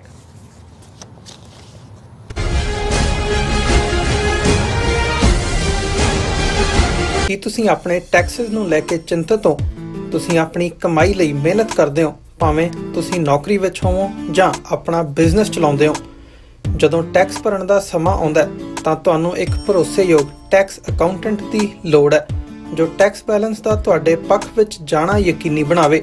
Seattle ਦੀ ਜਾਣੀ ਪਹਿਚਾਣੀ company accurate accountants and taxes ਤੁਹਾਡੀ ਸੇਵਾ ਵਿੱਚ ਹਾਜ਼ਰ ਹੈ। ਅਸੀਂ ਹਰ ਤਰ੍ਹਾਂ ਦੇ ਟੈਕਸ ਭਰਨ ਵਿੱਚ ਤੁਹਾਡੀ ਮਦਦ ਕਰਾਂਗੇ। ਟੈਕਸ ਸੰਬੰਧੀ ਕਿਸੇ ਵੀ ਤਰ੍ਹਾਂ ਦੇ ਸਵਾਲ ਲਈ ਅੱਜ ਹੀ ਸਾਡੇ ਤੱਕ ਪਹੁੰਚ ਕਰੋ। Accurate accountants and Texas. UK, Switzerland ਅਤੇ ਇਟਲੀ ਤੋਂ ਬਾਅਦ ਖਾਲਿਸਤਾਨ ਰੈਫਰੈਂਡਮ ਦੀਆਂ ਵੋਟਾਂ ਦਾ ਅਗਲਾ ਪੜਾਅ ਕੈਨੇਡਾ। ਕੈਨੇਡਾ ਵਿੱਚ ਖਾਲਿਸਤਾਨ ਦੀਆਂ ਵੋਟਾਂ ਦਾ ਪਹਿਲਾ ਸੈਂਟਰ ਬਰੈਂਪਟਨ ਵਿੱਚ ਲੱਗੇਗਾ। ਬਰੈਂਪਟਨ ਵਿੱਚ ਖਾਲਿਸਤਾਨ ਦੀਆਂ ਵੋਟਾਂ 18 ਸਤੰਬਰ ਦਿਨ ਐਤਵਾਰ ਨੂੰ ਗੌਰ ਰੋਡ ਤੇ ਸਥਿਤ ਗੌਰ ਮੈਡੋਜ਼ ਕਮਿਊਨਿਟੀ ਸੈਂਟਰ ਵਿੱਚ ਸਵੇਰੇ 9 ਵਜੇ ਤੋਂ ਲੈ ਕੇ ਸ਼ਾਮ ਦੇ 5 ਵਜੇ ਤੱਕ ਪੈਣਗੀਆਂ। ਹੋਰ ਜਾਣਕਾਰੀ ਲਈ ਸੰਪਰਕ ਕਰੋ 437 423 2669 ਜਾਂ 437।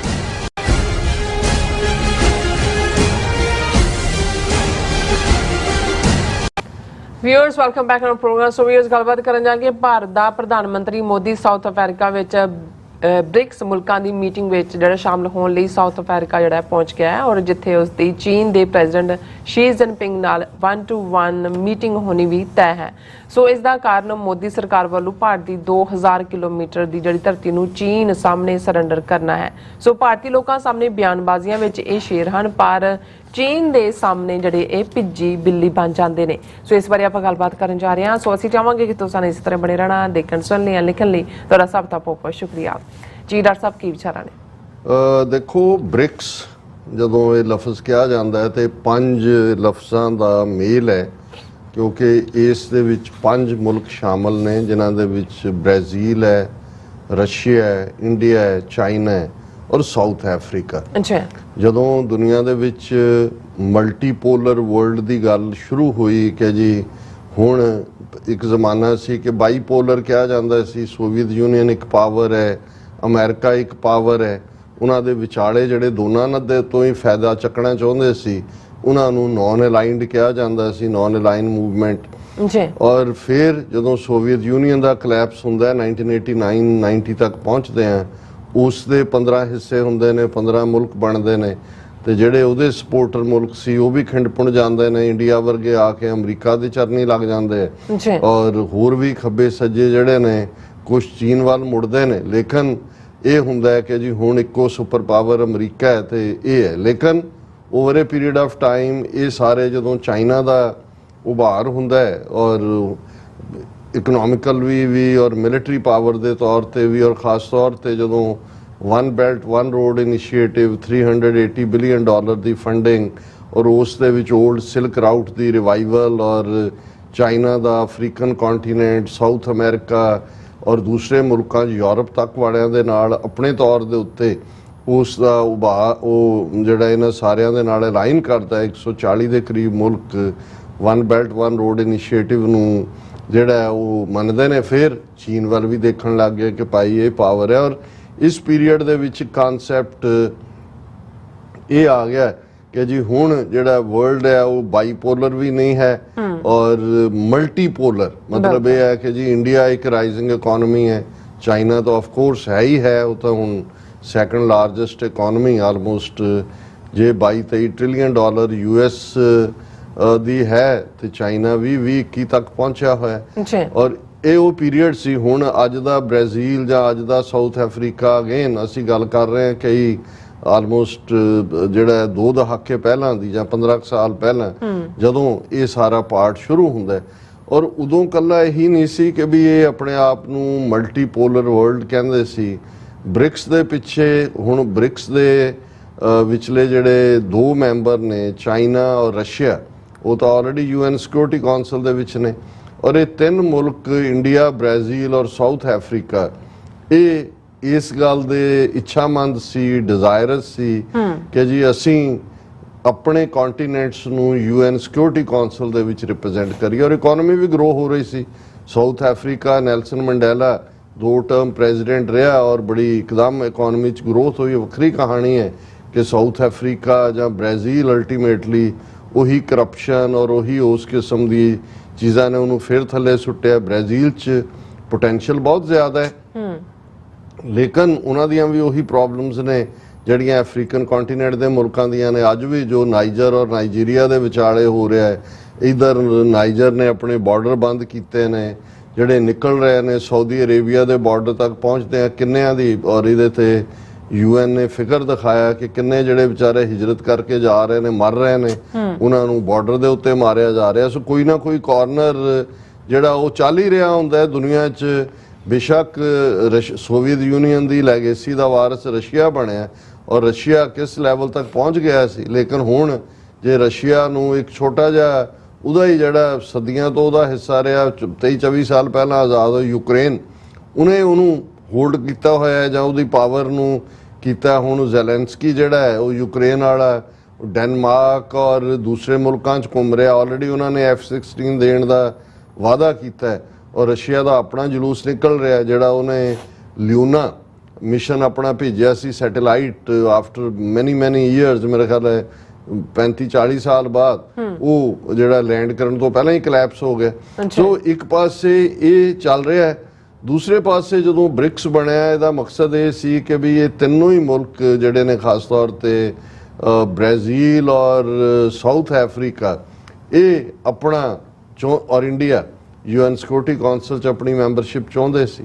ਲੇਕਿਨ ਫਿਰ ਇੰਨੇ ਇੱਕ ਗਰੁੱਪ ਏਸ਼ੀਆਨ ਬਣ ਗਿਆ ਔਰ ਸਾਰਕ ਨੂੰ ਤਾਂ ਇੰਡੀਆ ਨੇ ਹੀ ਮਾਰ ਦਿੱਤਾ ਜਿਹੜਾ ਸਾਊਥ ਏਸ਼ੀਅਨ ਦਾ, ਔਰ ਹੋਰ ਕਿੰਨੀਆਂ ਗਰੁੱਪਿੰਗਸ ਦੁਨੀਆ ਦੇ ਵਿੱਚ ਮਿਊਚੁਅਲ ਇੰਟਰਸਟ ਦੇ ਥੱਲੇ ਬਣੀਆਂ।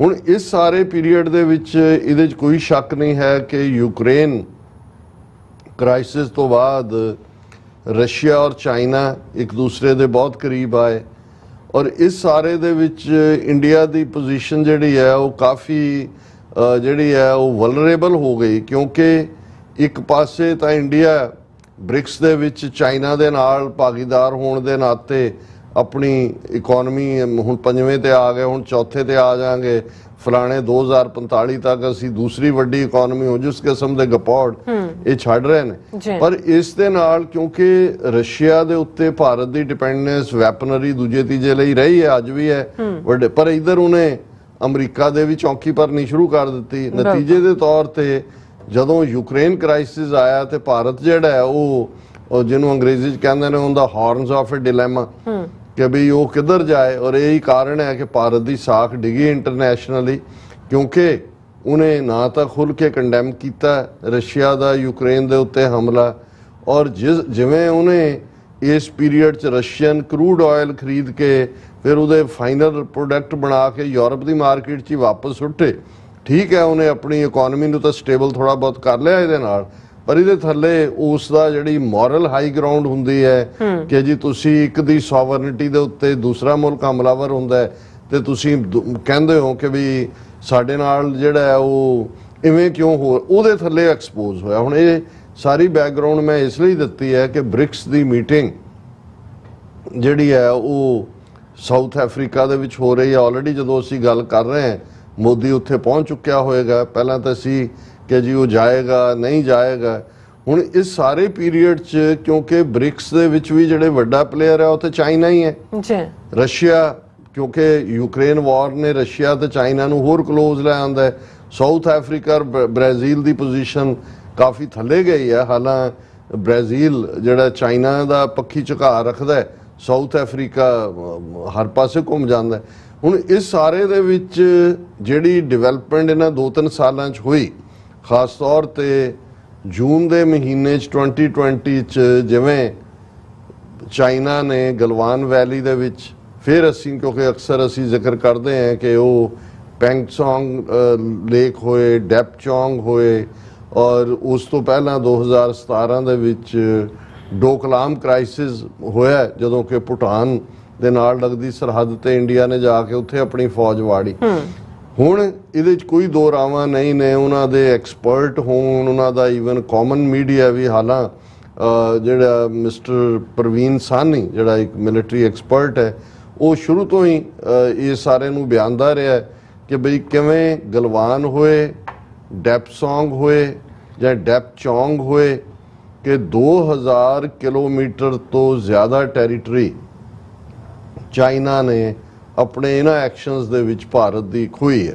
ਔਰ ਇਹ ਇਹਨਾਂ ਨੇ ਵੀ ਮੰਨਿਆ ਕਿ ਜੀ ਅੱਗੇ ਫਿੰਗਰ 5 ਤੋਂ 9 ਤੱਕ ਜਿੱਥੇ ਜੁਆਇੰਟ ਪੈਟਰੋਲਿੰਗ ਸੀ, ਬਫਰ ਜ਼ੋਨ ਸੀ, ਉਹ ਹੁਣ ਬਫਰ ਜ਼ੋਨ ਇੰਡੀਆ ਦੀ ਟੈਰੀਟਰੀ 'ਚ ਬਣਿਆ ਹੋਇਆ, ਚਾਈਨਾ ਉਹਨਾਂ ਪੁਆਇੰਟਸ ਤੇ ਆ ਕੇ ਬੈਠਾ। ਅੱਛਾ, ਲੇਕਿਨ ਤੁਸੀਂ ਇਹ ਦੇਖੋ, ਜਦੋਂ ਅਸੀਂ ਇਹਨਾਂ ਦੀ ਕੋਵਰਡਿਸ ਦੀ ਗੱਲ ਕਰਦੇ ਹਾਂ, ਜਾਂ ਜਿਵੇਂ ਤੁਸੀਂ ਕਿਹਾ ਕਿ ਵੀ ਚੀਨ ਦੇ ਸਾਹਮਣੇ ਭਿੱਜੀ ਬਿੱਲੀ ਬਣ ਜਾਂਦੇ ਨੇ, ਹੁਣ ਗਲਵਾਨ ਵੈਲੀ ਦੇ ਵਿੱਚ 20 ਸੋਲਜਰ ਇੰਡੀਆ ਦੇ ਮਾਰੇ ਗਏ, ਜਿਨ੍ਹਾਂ ਦੇ ਵਿੱਚ ਕਮਾਂਡੈਂਟ ਵੀ ਸ਼ਾਮਲ ਸੀ।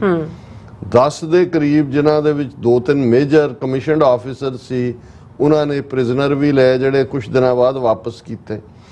ਗਲਵਾਨ ਤੋਂ ਬਾਅਦ ਚਾਈਨਾ ਦੀ ਐਡਵਾਂਸ ਉਹਨਾਂ ਦਾ ਰੁਕਿਆ ਨਹੀਂ, ਉਹਨਾਂ ਨੇ ਉਹੀ ਪੈਂਗੋਂਗ ਸੋ ਲੇਕ ਤੇ ਵੀ ਔਰ ਡੈਪਚੌਂਗ 'ਚ ਵੀ ਇਹ ਸਾਰੇ 'ਚੋਂ ਅੱਗੇ ਵਧਦੇ ਚਲੇ ਆਏ। ਇਹਨਾਂ ਨੇ ਇੱਕ ਹਿੱਲ ਟੌਪ ਜਿਹੜੀ ਇੱਕ ਸਟ੍ਰੈਟੇਜਿਕ ਪੋਜੀਸ਼ਨ ਸੀ, ਉਹ ਇੰਡੀਅਨ ਆਰਮੀ ਦੀ ਇੱਕ ਪ੍ਰਾਪਤੀ ਸੀ ਕਿ ਵੀ ਉਹਨਾਂ ਨੇ ਉਸ ਨੂੰ ਕੈਪਚਰ ਕੀਤਾ, ਜਿਹਦੇ ਰਾਹੀਂ ਉਹ ਪਰਲੇ ਪਾਸੇ ਦੇਖ ਸਕਦੇ ਸੀ। ਹੁਣ ਆਲਮੋਸਟ ਚੀਨ ਵੱਲ ਹੁਣ ਆਲਮੋਸਟ 18 ਜਾਂ 19 ਸ਼ਾਇਦ ਰਾਉਂਡ ਗੱਲਬਾਤ ਦੇ ਹੋਏ ਨੇ। ਲਾਸਟ ਚਸ਼ੂਲ 'ਚ ਹੋਇਆ ਹਫਤਾ ਪਹਿਲਾਂ, ਜਿਸ ਤੋਂ ਬਾਅਦ ਜੁਆਇੰਟ ਸਟੇਟਮੈਂਟ ਕਿ ਜੀ ਸਟੇਬਲ ਹੋ ਗਈ ਪੋਜੀਸ਼ਨ ਫਲਾਣਾ ਢਿਮਕਾ। ਹੁਣ ਸਣੇ ਕਰਨਾ ਉਹਦੇ ਪ੍ਰਵੀਨ ਸਾਹਨੀ ਦੇ ਔਰ ਦੂਸਰਿਆਂ ਦੇ ਇਹ ਕਹਿਣਾ ਸੀ ਕਿ ਇੰਡੀਆ ਨੇ ਸਰੈਂਡਰ ਕਰ ਦਿੱਤਾ ਚਾਈਨਾ ਦੇ ਸਾਹਮਣੇ, ਔਰ ਇਹ ਹੁਣ ਕੋਈ ਇਸ਼ੂ ਹੀ ਨਹੀਂ ਹੈ। ਜ਼ਮੀਨ ਮੰਗਣ ਦੀ ਗੱਲ ਤਾਂ ਹੁੰਦੀ ਜੇ ਮੋਦੀ ਜਿਹੜਾ ਉਹ ਕਹਿੰਦਾ ਵੀ ਚੀਨ ਨੇ ਅਟੈਕ, ਉਹ ਤਾਂ ਨਾ ਕੋਈ ਆਇਆ, ਨਾ ਕੋਈ ਗਿਆ, ਨਾ ਕੋਈ ਘੁਸਾ, ਉਹਦੇ ਪਹਿਲੇ ਦਿਨ ਤੋਂ ਪੋਜੀਸ਼ਨ ਰਹੀ। ਲੇਕਿਨ ਇੰਡੀਆ ਕੋਈ ਨਾ ਕੋਈ ਫੇਸ ਸੇਵਿੰਗ ਵੀ ਲੱਭਦਾ ਸੀ, ਚੀਨ ਨੇ ਉਹ ਫੇਸ ਸੇਵਿੰਗ ਵੀ ਨਹੀਂ ਦਿੱਤੀ ਕਿ ਜੀ ਤੁਸੀਂ ਘੱਟੋ ਘੱਟ ਗੱਲਬਾਤ ਦੇ ਜੇ 19 ਦੌਰ ਚਲਾਏ ਕਮਾਂਡਰ ਲੈਵਲ ਤੇ, ਕਦੇ ਇੱਥੇ ਕਦੇ ਉੱਥੇ। ਔਰ ਅਜੇ ਕੁਝ ਮਹੀਨੇ ਪਹਿਲਾਂ ਹੀ, ਕਿਉਂਕਿ ਹੁਣ ਇਹ ਬ੍ਰਿਕਸ ਦੀ ਮੀਟਿੰਗ ਤੋਂ ਪਹਿਲਾਂ ਅਜੀਤ ਡੋਵਾਲ ਕੁਝ ਹਫ਼ਤੇ ਪਹਿਲਾਂ ਹੀ ਉਹ ਜੋਹਾਨਸਬਰਗ ਆਇਆ ਹੋਇਆ ਸੀ ਸਾਊਥ ਅਫਰੀਕਾ, ਉੱਥੇ ਉਹਨੇ ਜਿਹੜਾ ਗੱਲਬਾਤ ਕੀਤੀ ਚਾਈਨੀਜ਼ ਆਪਣੇ ਕਾਊਂਟਰ ਪਾਰਟ ਨਾਲ ਵੀ, ਦੂਜੇ ਨਾਲ ਵੀ।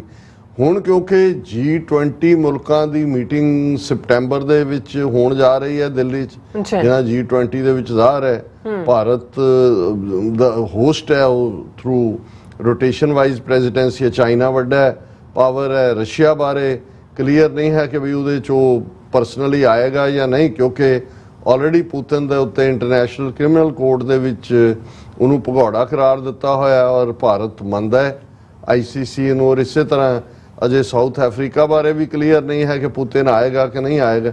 ਹੁਣ ਇਹ ਜਿਹੜਾ ਸਾਰਾ ਸੀ, ਸਾਰੇ 'ਚ ਇੱਕ ਗੱਲ ਜਦੋਂ ਕੁਝ ਮਹੀਨੇ ਪਹਿਲਾਂ ਚਾਈਨਾ ਦੀ ਫੋਰਨ ਮਿਨਿਸਟਰੀ ਨੇ ਕਿਹਾ ਕਿ ਜੀ ਜਦੋਂ 2022 ਦੇ ਵਿੱਚ ਬਾਲੀ ਦੇ ਵਿੱਚ ਮੋਦੀ ਔਰ ਸ਼ੀ ਜਿਨਪਿੰਗ ਆਏ ਸੀ ਤਾਂ ਉਹਨਾਂ ਦੀ ਆਪਸੀ ਗੁਫ਼ਤਗੂ ਵੀ ਹੋਈ ਸੀ ਕਿ ਜੀ ਅਸੀਂ ਇਸ ਗੱਲ ਨੂੰ ਨਿਬੇੜ ਦਿਆਂਗੇ, ਜਿਹੜੀ ਗੱਲ ਕਦੇ ਵੀ ਇੰਡੀਆ ਨੇ ਮੰਨੀ ਨਹੀਂ ਸੀ ਹੋਈ। ਸੋ ਇਹਨਾਂ ਨੂੰ ਸਡਨਲੀ ਲੱਗਾ ਕਿ ਵੀ ਇਹ ਤਾਂ ਇਹਨਾਂ ਦਾ ਝੂਠ ਜ਼ਾਹਰ ਹੋ ਗਿਆ। ਹੁਣ ਜਿਹੜਾ ਗੱਲਬਾਤ ਦਾ ਵੀ ਡਰਾਮਾ ਕੀਤਾ, ਉਹਦੇ 'ਚ ਵੀ ਕੋਈ ਚਾਈਨਾ ਨੇ ਨਹੀਂ ਕਿਹਾ। ਲੇਕਿਨ ਹੁਣ ਜਦੋਂ ਇਹ ਖਬਰ ਅੱਜ ਇਹਨਾਂ ਦਾ ਮੀਡੀਆ ਵੀ ਦੇ ਰਿਹਾ, as Modi lands in south Africa, possible meet with Xi to be watched most closely.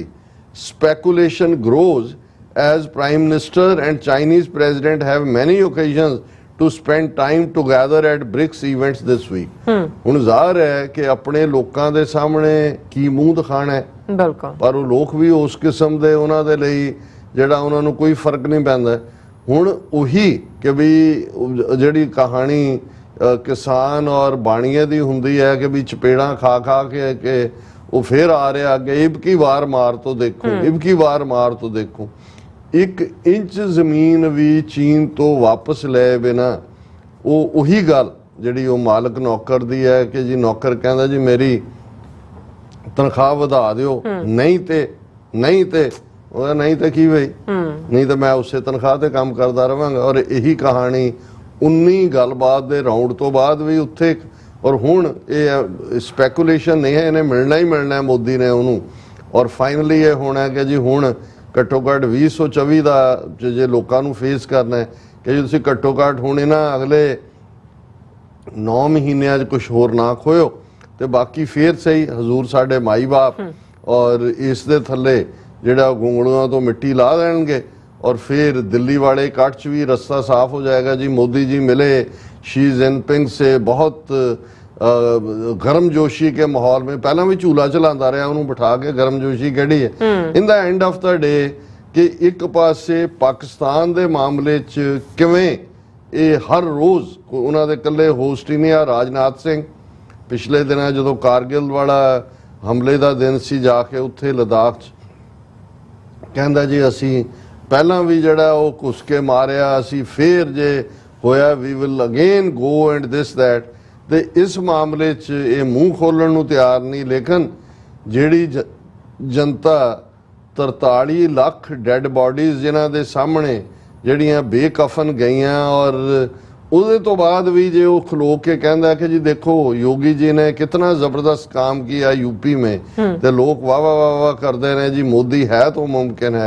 उन्होंने कोई फर्क नहीं पैंदा है कि भाई चीन ने कुटिया भी लुटिया भी तो फिर अगेन जाके चीन के पैरों 'च बैठ के यही कहते हैं हजूर साडे माई बाप। जी डॉक्टर साहब थोड़ा बहुत शुक्रिया। सो फिलहाल ब्रेक व्यूअर्स तो साने इस तरह बने रहना, मिलते हैं छोटे जे ब्रेक तो बाद।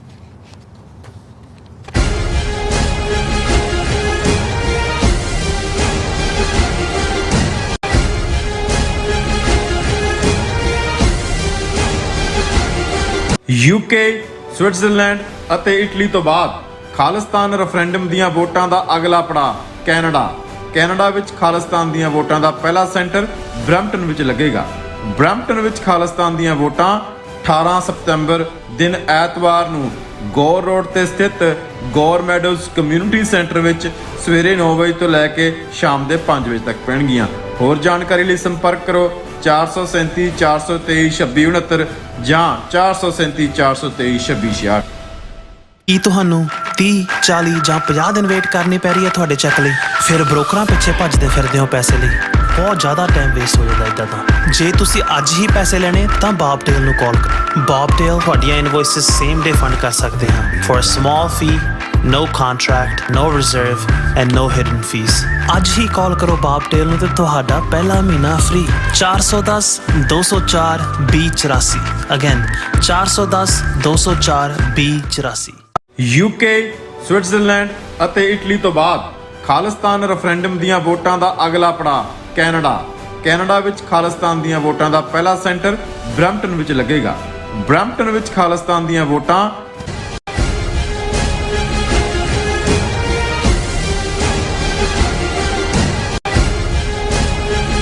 दर्शकों ब्रेक तो बाद थोड़ा सब का भरपूर स्वागत है। सो व्यूअर्स गलबात करन जा रहे हैं कि भारत एक फाशीवादी ਅਤੇ ਨਾਜ਼ੀਵਾਦੀ ਸਟੇਟ ਬਣਨ ਵਾਲ ਜਿਹੜੀ ਹੈ ਬੜੀ ਤੇਜ਼ੀ ਨਾਲ ਵਧ ਰਿਹਾ ਹੈ। ਸਾਰਾ ਐਜੂਕੇਸ਼ਨ ਸਿਸਟਮ ਹਿੰਦੂਤਵਾਦੀ ਤਰਜ਼ ਤੇ ਬਣਾ ਦਿੱਤਾ ਗਿਆ ਹੈ ਅਤੇ ਵਿਦਿਅਕ ਸੰਸਥਾਵਾਂ ਨਾਲ ਸੰਬੰਧਿਤ ਜਿਹੜੇ ਐਪਸ ਦੇ ਉੱਪਰ ਵੀ ਮੋਦੀ ਸਰਕਾਰ ਆਪਣਾ ਜਿਹੜਾ ਕੰਟਰੋਲ ਹੈ ਉਹ ਜਮਾ ਰਹੀ ਹੈ।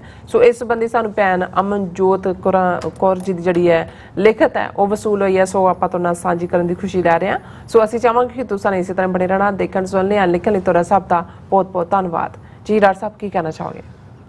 ਦੇਖੋ ਜਦੋਂ ਅਸੀਂ ਬ੍ਰੇਨ ਵਾਸ਼ਿੰਗ ਲਫ਼ਜ਼ ਇਸਤੇਮਾਲ ਕਰਦੇ ਹਾਂ ਜਾਂ ਅਸੀਂ ਇਹ ਕਰਦੇ ਹਾਂ ਕਿ ਵੀ ਕਿਵੇਂ ਦਿਮਾਗ ਦੇ ਉੱਤੇ ਕੰਟਰੋਲ ਕੀਤਾ ਜਾਂਦਾ ਹੈ, ਜਾਂ ਜਦੋਂ ਅਸੀਂ ਆਮ ਲੋਕਾਈ ਜਾਂ ਜਿਵੇਂ ਭਾਰਤ ਦੀ ਜਨਤਾ ਦਾ ਹਾਲ ਬਿਆਨਿਆ ਕਿ ਭਾਈ ਉਹਨਾਂ ਨੂੰ ਕੋਈ ਫਰਕ ਨਹੀਂ ਪੈਂਦਾ। ਜੇ ਤੁਸੀਂ ਇਸ ਦੀ ਤਹਿ 'ਚ ਜਾ ਕੇ ਦੇਖੋਗੇ ਤੇ 3500 ਸਾਲ ਬ੍ਰਾਹਮਣ ਨੇ ਐਜੂਕੇਸ਼ਨ ਦੇ ਉੱਤੇ ਆਪਣਾ ਕੰਟਰੋਲ ਰੱਖਿਆ। ਆਮ ਨੂੰ ਤਾਂ ਪੜ੍ਹਨ ਨਹੀਂ ਦਿੱਤਾ, ਵਿਦਿਆ ਦੇਣ ਤੇ ਲੈਣ ਦਾ ਹੱਕ ਆਪਣਾ ਹੀ ਸੀ। ਔਰ ਆਮ ਲੋਕ ਜਿਹੜੇ ਨੇ ਉਹ ਢੋਰ ਵਾਂਗ ਡੰਗਰਾਂ ਵਾਂਗ ਰੋਟੀ ਕੱਪੜਾ ਮਕਾਨ ਦੀ ਦੌੜ 'ਚ ਹੀ ਰਹੇ। ਜੇ ਅੰਗਰੇਜ਼ ਆਏ ਔਰ ਉਹਨਾਂ ਨੇ ਵੀ ਉਸ ਲੈਵਲ ਦੇ ਉੱਤੇ ਹੀ ਐਜੂਕੇਸ਼ਨ ਦਾ ਸਿਸਟਮ ਉਨਾ ਕੁ ਰੱਖਿਆ ਜਿਹਨੂੰ ਕਲਰਕ ਕਿੰਗਸ ਕਹਿੰਦੇ ਸੀ ਕਿ ਜੀ ਸੋਹਣੀ ਜਿਹੜੀ ਹੈ ਖੁਸ਼ਖਤ ਹੋਏ,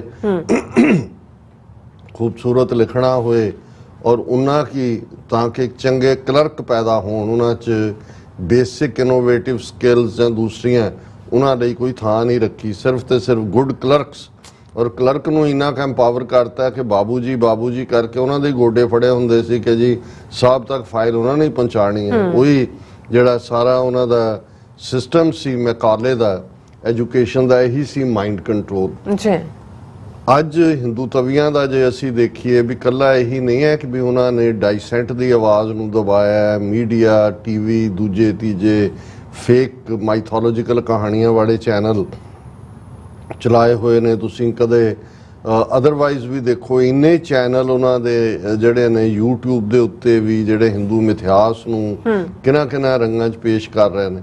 ਹੁਣ ਜਿਹੜੇ ਈਵਨ ਉਹਨਾਂ ਦੇ UPSC ਜਾਂ ਸੈਂਟਰਲ ਸਰਵਿਸਿਜ਼ ਜਾਂ IAS, IFS, IPS ਉਹਨਾਂ ਦੀ ਤਿਆਰੀ ਵਾਲੇ ਬਹੁਤ ਸਾਰੇ, ਵੱਡਾ ਐਜੂਕੇਸ਼ਨ ਵੀ ਇੱਕ ਵੱਡਾ ਵਪਾਰ ਬਣਿਆ ਹੋਇਆ ਹੈ।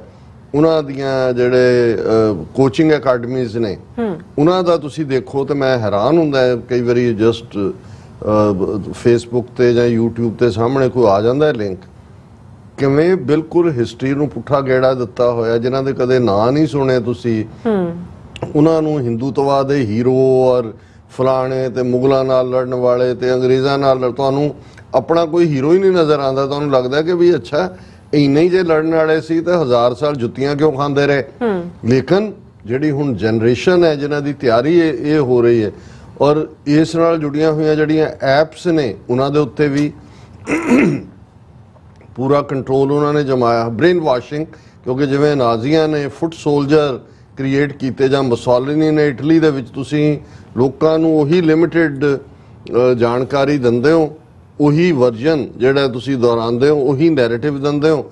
ਉਹਨਾਂ ਦੀ ਜਿਹੜੀ ਹੈ ਥਿੰਕਿੰਗ ਹੈ ਉੱਥੇ ਕੀ ਬਲੌਕ ਹੋਈ ਹੁੰਦੀ ਹੈ। ਜਿਹੜੀ ਗੱਲ ਨੂੰ ਤੁਸੀਂ ਜਿੰਨਾ ਖਾਨੇ 'ਚ ਪਾ ਦਿੱਤਾ ਹੈ, ਇਹੀ ਕਾਰਨ ਹੈ ਨਫ਼ਰਤ। ਹਿੰਦੂ ਮੁਸਲਮਾਨ ਕਰੋ, ਆਪਣੇ ਸਾਰੇ ਗੁਨਾਹ ਲਈ ਤੁਸੀਂ ਘੱਟ ਗਿਣਤੀਆਂ ਨੂੰ ਦੋਸ਼ੀ ਦੱਸੋ ਔਰ ਉਸ ਕਿਸਮ ਦਾ ਨੈਰੇਟਿਵ ਬਣਾਓ। ਔਰ ਭੈਣ ਜੀ ਅਮਨਜੋਤ ਕੌਰ ਹੋਰਾਂ ਨੇ ਬੜਿਆ ਜਿਵੇਂ ਉਹਨਾਂ ਦਾ ਰਿਸਰਚਿੰਗ ਤਰੀਕਾ ਹੁੰਦਾ ਹੈ, ਉਹਦੇ ਥੱਲੇ ਉਹਨਾਂ ਨੇ Modi government controlling even education apps, ਇਹਦੇ ਥੱਲੇ ਉਹਨਾਂ ਨੇ ਸਾਨੂੰ ਲਿਖਿਆ ਔਰ ਮੈਂ ਉਹ ਸਾਂਝਾ ਕਰਨਾ ਚਾਹੁੰਦਾ ਕਿਉਂਕਿ ਅਸੀਂ ਆਪਣੇ ਵਿਊਅਰਸ ਦੇ ਥਾਟਸ ਨੂੰ ਹਮੇਸ਼ਾ ਥਾਂ ਦਿੰਦੇ। ਅੱਛਾ, Modi government has not only been controlling media, internet, social media, school curricula, ads or brands or NGOs and academia, and tried to control what research is taken up and is controlling books, PhD thesis, and trying to interfere in judiciary, but it is also interfering in educational apps.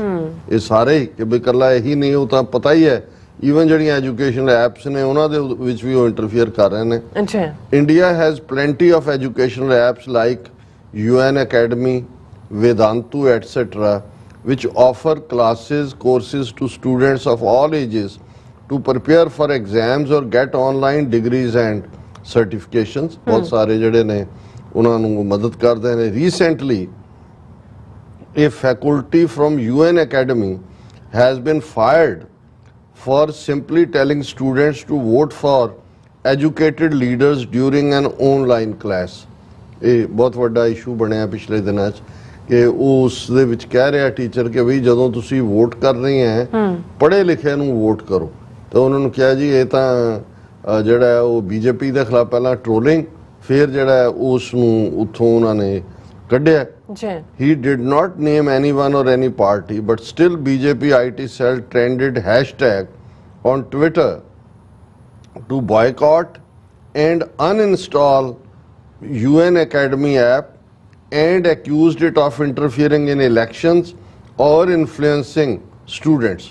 It turns out that founder of app is Modi Bhagat and he fired his faculty member and issued statement that he will not tolerate staff trying to impose ideology or political opinion on students. ਬਾਅਦ 'ਚ ਲੱਗਿਆ ਕਿ ਵੀ ਇਹ app create ਕਰਨ ਵਾਲਾ ਤਾਂ ਮੋਦੀ ਭਗਤ ਹੈ ਔਰ ਉਹਦਾ ਇੰਨਾ ਕਹਿਣਾ ਹੀ ਉਸ ਟੀਚਰ ਦਾ ਕਿ ਭਾਈ ਤੁਸੀਂ ਵੋਟ ਦੇਣ ਲੱਗੇ ਜ਼ਰੂਰ ਦੇਖੋ ਕਿ ਪੜ੍ਹੇ ਲਿਖਿਆਂ ਨੂੰ ਦਿਓ। ਹੁਣ ਅਸੀਂ ਡਿਸਕਸ ਕੀਤਾ ਸੀ ਲਾਸਟ ਫਰਾਈਡੇ ਵਾਲੇ 'ਚ ਵੀ ਰਾਜ ਸਭਾ 'ਚ ਹੀ ਉਹਨਾਂ ਦੇ ਕਿੰਨੇ % ਜਿਹੜੇ ਨੇ ਉਹ ਕ੍ਰਿਮੀਨਲ ਨੇ, ਲੋਕ ਸਭਾ 'ਚ ਕਿੰਨੇ % ਕ੍ਰਿਮੀਨਲ ਨੇ, ਤੇ ਜੇ ਐਜੂਕੇਸ਼ਨ ਵਾਈਜ਼ ਦੇਖੋ ਤਾਂ ਉਹਨਾਂ ਦੇ 60-70% ਮੈਟ੍ਰਿਕ ਤੋਂ ਉੱਪਰ ਨਹੀਂ ਹੋਣਗੇ। ਹੁਣ ਇਹ ਜੇ ਆਮ ਲੋਕਾਂ ਨੂੰ ਇਹੋ ਜਿਹੀ ਪੜ੍ਹਿਆ ਲਿਖਿਆ ਚੁਣਨਾ ਤੇ ਇਹ ਕ੍ਰਿਮੀਨਲ ਇਲਿਟਰੇਟਸ ਨੂੰ ਕੌਣ ਚੁਣੇਗਾ। ਫਿਰ ਉਹਨਾਂ ਨੇ ਲਿਖਿਆ ਦਿਸ is sheer gagging of democracy in India, where a teacher loses his job for merely urging students to choose educated leaders. ਹੋਰ fascism ਕੀ ਹੁੰਦਾ ਕੀ ਹੁੰਦਾ ਹੈ? ਇਹੀ ਮਾਡਲ ਹੈ ਉਹਦਾ. Earlier in recent years, teachers has been fired or forced to resign or had mobs against them or cases against them in real life for discussing communal harmony or protests or political or religious issues. ਕਿੰਨਾ even ਜਿਹੜੀ ਇਹਨਾਂ ਨੇ Nalanda university ਬਣਾਈ ਆ ਉਹਦਾ vice chancellor Amartya ਸੈਨ, Nobel ਲੌਰੀਏਟ economics ਦੇ ਵਿੱਚ, ਉਹਨੂੰ ਵੀ ਛੱਡ ਗਿਆ ਸੀ. ਔਰ ਕਿੰਨੇ ਉੱਥੋਂ ਦੇ ਪ੍ਰੋਫੈਸਰ, ਇੱਕ ਹੋਰ ਅਸ਼ੋਕਾ ਯੂਨੀਵਰਸਿਟੀ ਹੈ ਦਿੱਲੀ ਦੇ ਨੇੜੇ, ਉਹਨਾਂ ਦਾ ਕੇਸ ਪਿਛਲੇ ਦਿਨਾਂ 'ਚ ਉਹਨੇ ਆਪਣਾ ਜਿਹੜਾ ਰਿਸਰਚ ਪੇਪਰ, ਅਸਿਸਟੈਂਟ ਪ੍ਰੋਫੈਸਰ, ਉਹਨੇ ਆਪਣੇ ਰਿਸਰਚ ਪੇਪਰ 'ਚ ਕਿਹਾ ਸੀ ਕਿ ਵੀ ਇਹ 2019 ਦੀਆਂ ਇਲੈਕਸ਼ਨਾਂ ਦੇ ਵੇੜੇ ਔਰ ਇਹ ਜਿਹੜਾ ਇਹਨਾਂ ਨੇ ਜਿਹੜੀਆਂ ਹਲਕਿਆਂ 'ਚ ਮੁਸਲਮਾਨ ਜਾਂ ਦਲਿਤ ਵੋਟਰ ਸੀ ਕਿਵੇਂ ਮੈਨੇਜ ਕੀਤੀ ਇਲੈਕਸ਼ਨ, ਔਰ ਕਿਵੇਂ ਉਹਨਾਂ ਨੇ ਜਿਹੜੇ ਆ ਉਹਨਾਂ ਦੇ ਜਿਹੜੇ ਜੈਨੂਇਨ ਵੋਟਰ ਸੀ ਮੁਸਲਮਾਨ ਉਹ ਕਟਾਤੇ ਜੀ, ਔਰ ਉਸ ਨੂੰ ਜਿਹੜਾ ਐਸੇ ਹਾਲਾਤ ਪੈਦਾ ਕੀਤੇ ਕਿ ਉਸ ਨੂੰ ਰਿਜ਼ਾਈਨ ਕਰਨਾ ਪਿਆ. ਹਾਲਾਂ ਉਹਨਾਂ ਦੇ ਬਹੁਤ ਸਾਰੇ ਡਿਪਾਰਟਮੈਂਟ ਨਾਲ ਖਲੋਤੇ ਨੇ, ਪਰ ਮੈਨੂੰ ਨਹੀਂ ਲੱਗਦਾ ਵੀ ਅਜੇ ਤੱਕ ਉਹਨੂੰ ਰੀਇਨਸਟੇਟ ਕੀਤਾ ਹੋਏ. ਫਿਰ ਉਹਨਾਂ ਨੇ ਕਿਹਾ we this is sheer gagging of democracy in India, where a teacher loses job for merely urging students to choose educated leaders. Earlier in recent years, teachers have been fired or forced to resign or had mobs against them. I already पढ़ देता है. Recently at Ashoka University, a professor was forced to resign for discussing rise of divisive politics and attacks on academic freedoms under BJP. ये उससे case का जिक्र है.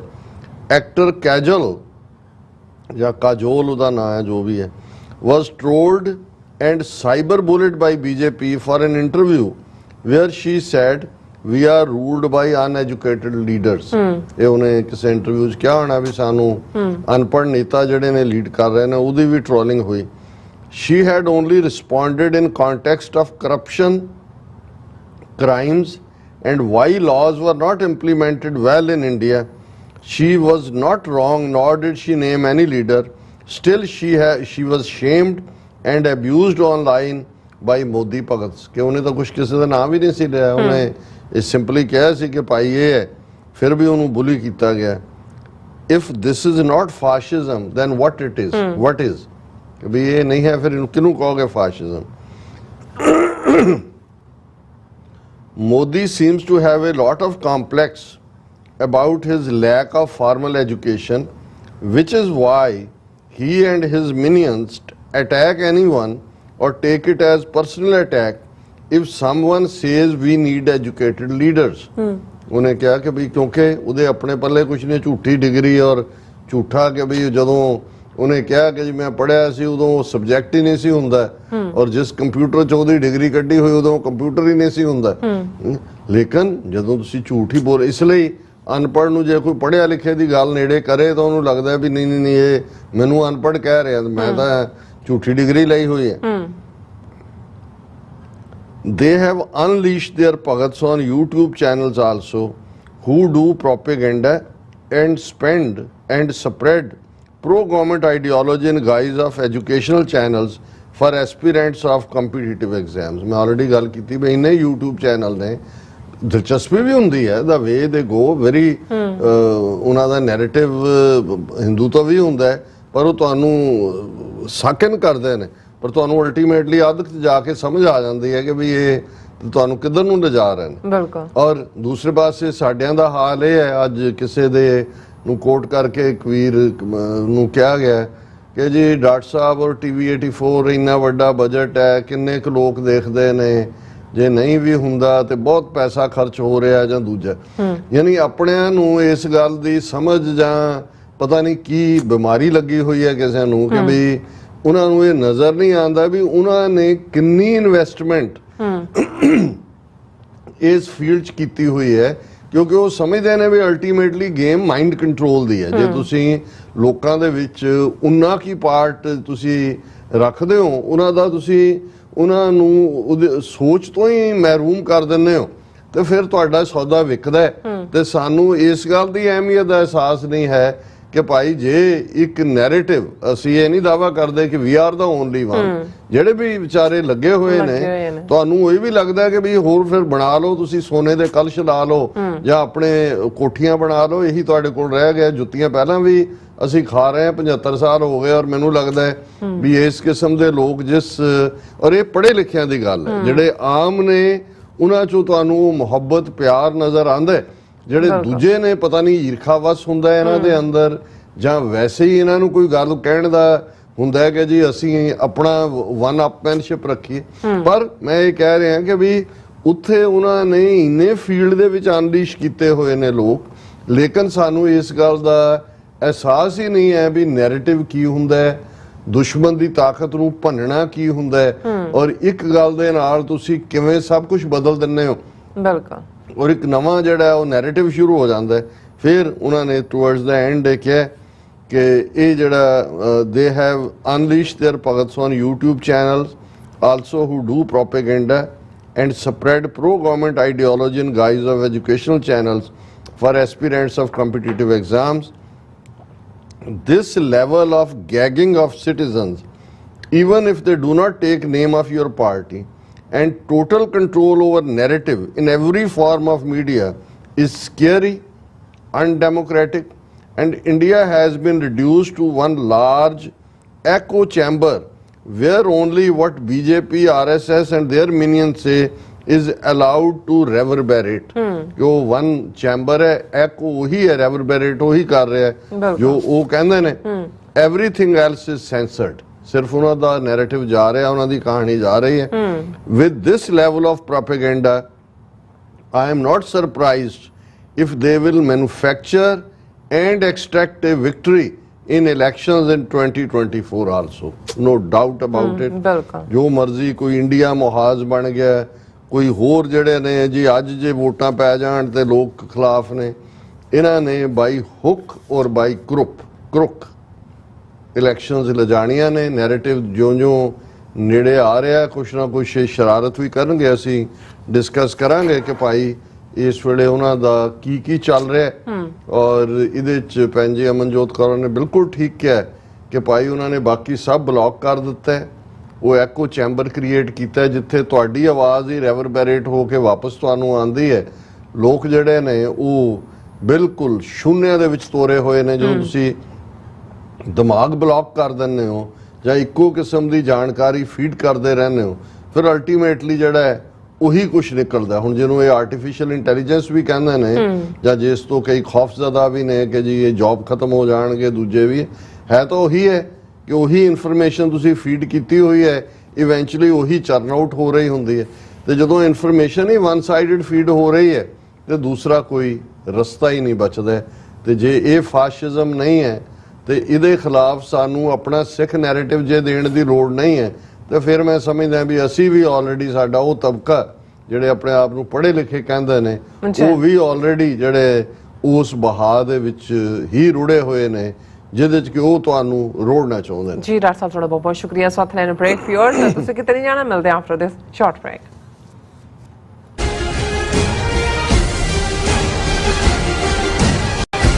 UK, Switzerland ਅਤੇ Italy ਤੋਂ ਬਾਅਦ ਖਾਲਿਸਤਾਨ ਰੈਫਰੈਂਡਮ ਦੀਆਂ ਵੋਟਾਂ ਦਾ ਅਗਲਾ ਪੜਾਅ ਕੈਨੇਡਾ ਵਿੱਚ ਖਾਲਿਸਤਾਨ ਦੀਆਂ ਵੋਟਾਂ ਦਾ ਪਹਿਲਾ ਸੈਂਟਰ ਬਰੈਂਪਟਨ ਵਿੱਚ ਲੱਗੇਗਾ। ਬਰੈਂਪਟਨ ਵਿੱਚ ਖਾਲਿਸਤਾਨ ਦੀਆਂ ਵੋਟਾਂ 18 ਸਤੰਬਰ ਦਿਨ ਐਤਵਾਰ ਨੂੰ ਗੌਰ ਰੋਡ ਤੇ ਸਥਿਤ ਗੌਰ ਮੈਡੋਜ਼ ਕਮਿਊਨਿਟੀ ਸੈਂਟਰ ਵਿੱਚ ਸਵੇਰੇ 9 ਵਜੇ ਤੋਂ ਲੈ ਕੇ ਸ਼ਾਮ ਦੇ 5 ਵਜੇ ਤੱਕ ਪੈਣਗੀਆਂ। ਹੋਰ ਜਾਣਕਾਰੀ ਲਈ ਸੰਪਰਕ ਕਰੋ 437 423 2669 ਜਾਂ 437 423 2666। UK, ਸਵਿਟਜ਼ਰਲੈਂਡ ਅਤੇ ਇਟਲੀ ਤੋਂ ਬਾਅਦ ਖਾਲਿਸਤਾਨ ਰੈਫਰੈਂਡਮ ਦੀਆਂ ਵੋਟਾਂ ਦਾ ਅਗਲਾ ਪੜਾਅ ਕੈਨੇਡਾ ਵਿੱਚ ਖਾਲਿਸਤਾਨ ਦੀਆਂ ਵੋਟਾਂ ਦਾ ਪਹਿਲਾ ਸੈਂਟਰ ਬਰੈਂਪਟਨ ਵਿੱਚ ਲੱਗੇਗਾ।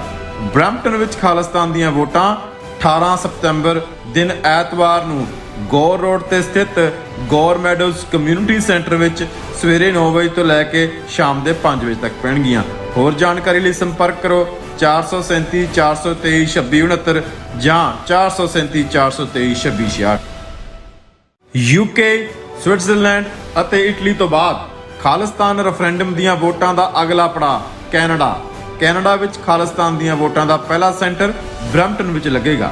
ਬਰੈਂਪਟਨ ਵਿੱਚ ਖਾਲਿਸਤਾਨ ਦੀਆਂ ਵੋਟਾਂ 18 ਸਤੰਬਰ ਦਿਨ ਐਤਵਾਰ ਨੂੰ ਗੌਰ ਰੋਡ ਤੇ ਸਥਿਤ ਗੌਰ ਮੈਡੋਜ਼ ਕਮਿਊਨਿਟੀ ਸੈਂਟਰ ਵਿੱਚ ਸਵੇਰੇ 9 ਵਜੇ ਤੋਂ ਲੈ ਕੇ ਸ਼ਾਮ ਦੇ 5 ਵਜੇ ਤੱਕ ਪੈਣਗੀਆਂ। ਹੋਰ ਜਾਣਕਾਰੀ ਲਈ ਸੰਪਰਕ ਕਰੋ 437 423 2669। ECB court hearings wasting your time? AM Expediting Drafting and Design is the solution for your problems. AM Expediting Drafting and Design offers services that range from architectural drawings to expediting services to DOB, FDNY, and other agencies. Or visit their location at 116-15 Myrtle Avenue in Richmond Hill. Call AM Expediting Drafting and Design now at 718-725-00 ਜਾਂ 437 423 2666। UK, Switzerland ਅਤੇ Italy ਤੋਂ ਬਾਅਦ Khalistan referendum ਦੀਆਂ ਵੋਟਾਂ ਦਾ ਅਗਲਾ ਪੜਾਅ Canada. Canada ਵਿੱਚ ਖਾਲਿਸਤਾਨ ਦੀਆਂ ਵੋਟਾਂ ਦਾ ਪਹਿਲਾ ਸੈਂਟਰ ਬਰੈਂਪਟਨ ਵਿੱਚ ਲੱਗੇਗਾ। ਬਰੈਂਪਟਨ ਵਿੱਚ ਖਾਲਿਸਤਾਨ ਦੀਆਂ ਵੋਟਾਂ 18 ਸਤੰਬਰ ਦਿਨ ਐਤਵਾਰ ਨੂੰ ਗੌਰ ਰੋਡ ਤੇ ਸਥਿਤ ਗੌਰ ਮੈਡੋਜ਼ ਕਮਿਊਨਿਟੀ ਸੈਂਟਰ ਵਿੱਚ ਸਵੇਰੇ 9 ਵਜੇ ਤੋਂ ਲੈ ਕੇ ਸ਼ਾਮ ਦੇ 5 ਵਜੇ ਤੱਕ ਪੈਣਗੀਆਂ। ਹੋਰ ਜਾਣਕਾਰੀ ਲਈ ਸੰਪਰਕ ਕਰੋ 437 423 2669 ਜਾਂ 437 423 2666। UK, ਸਵਿਟਜ਼ਰਲੈਂਡ ਅਤੇ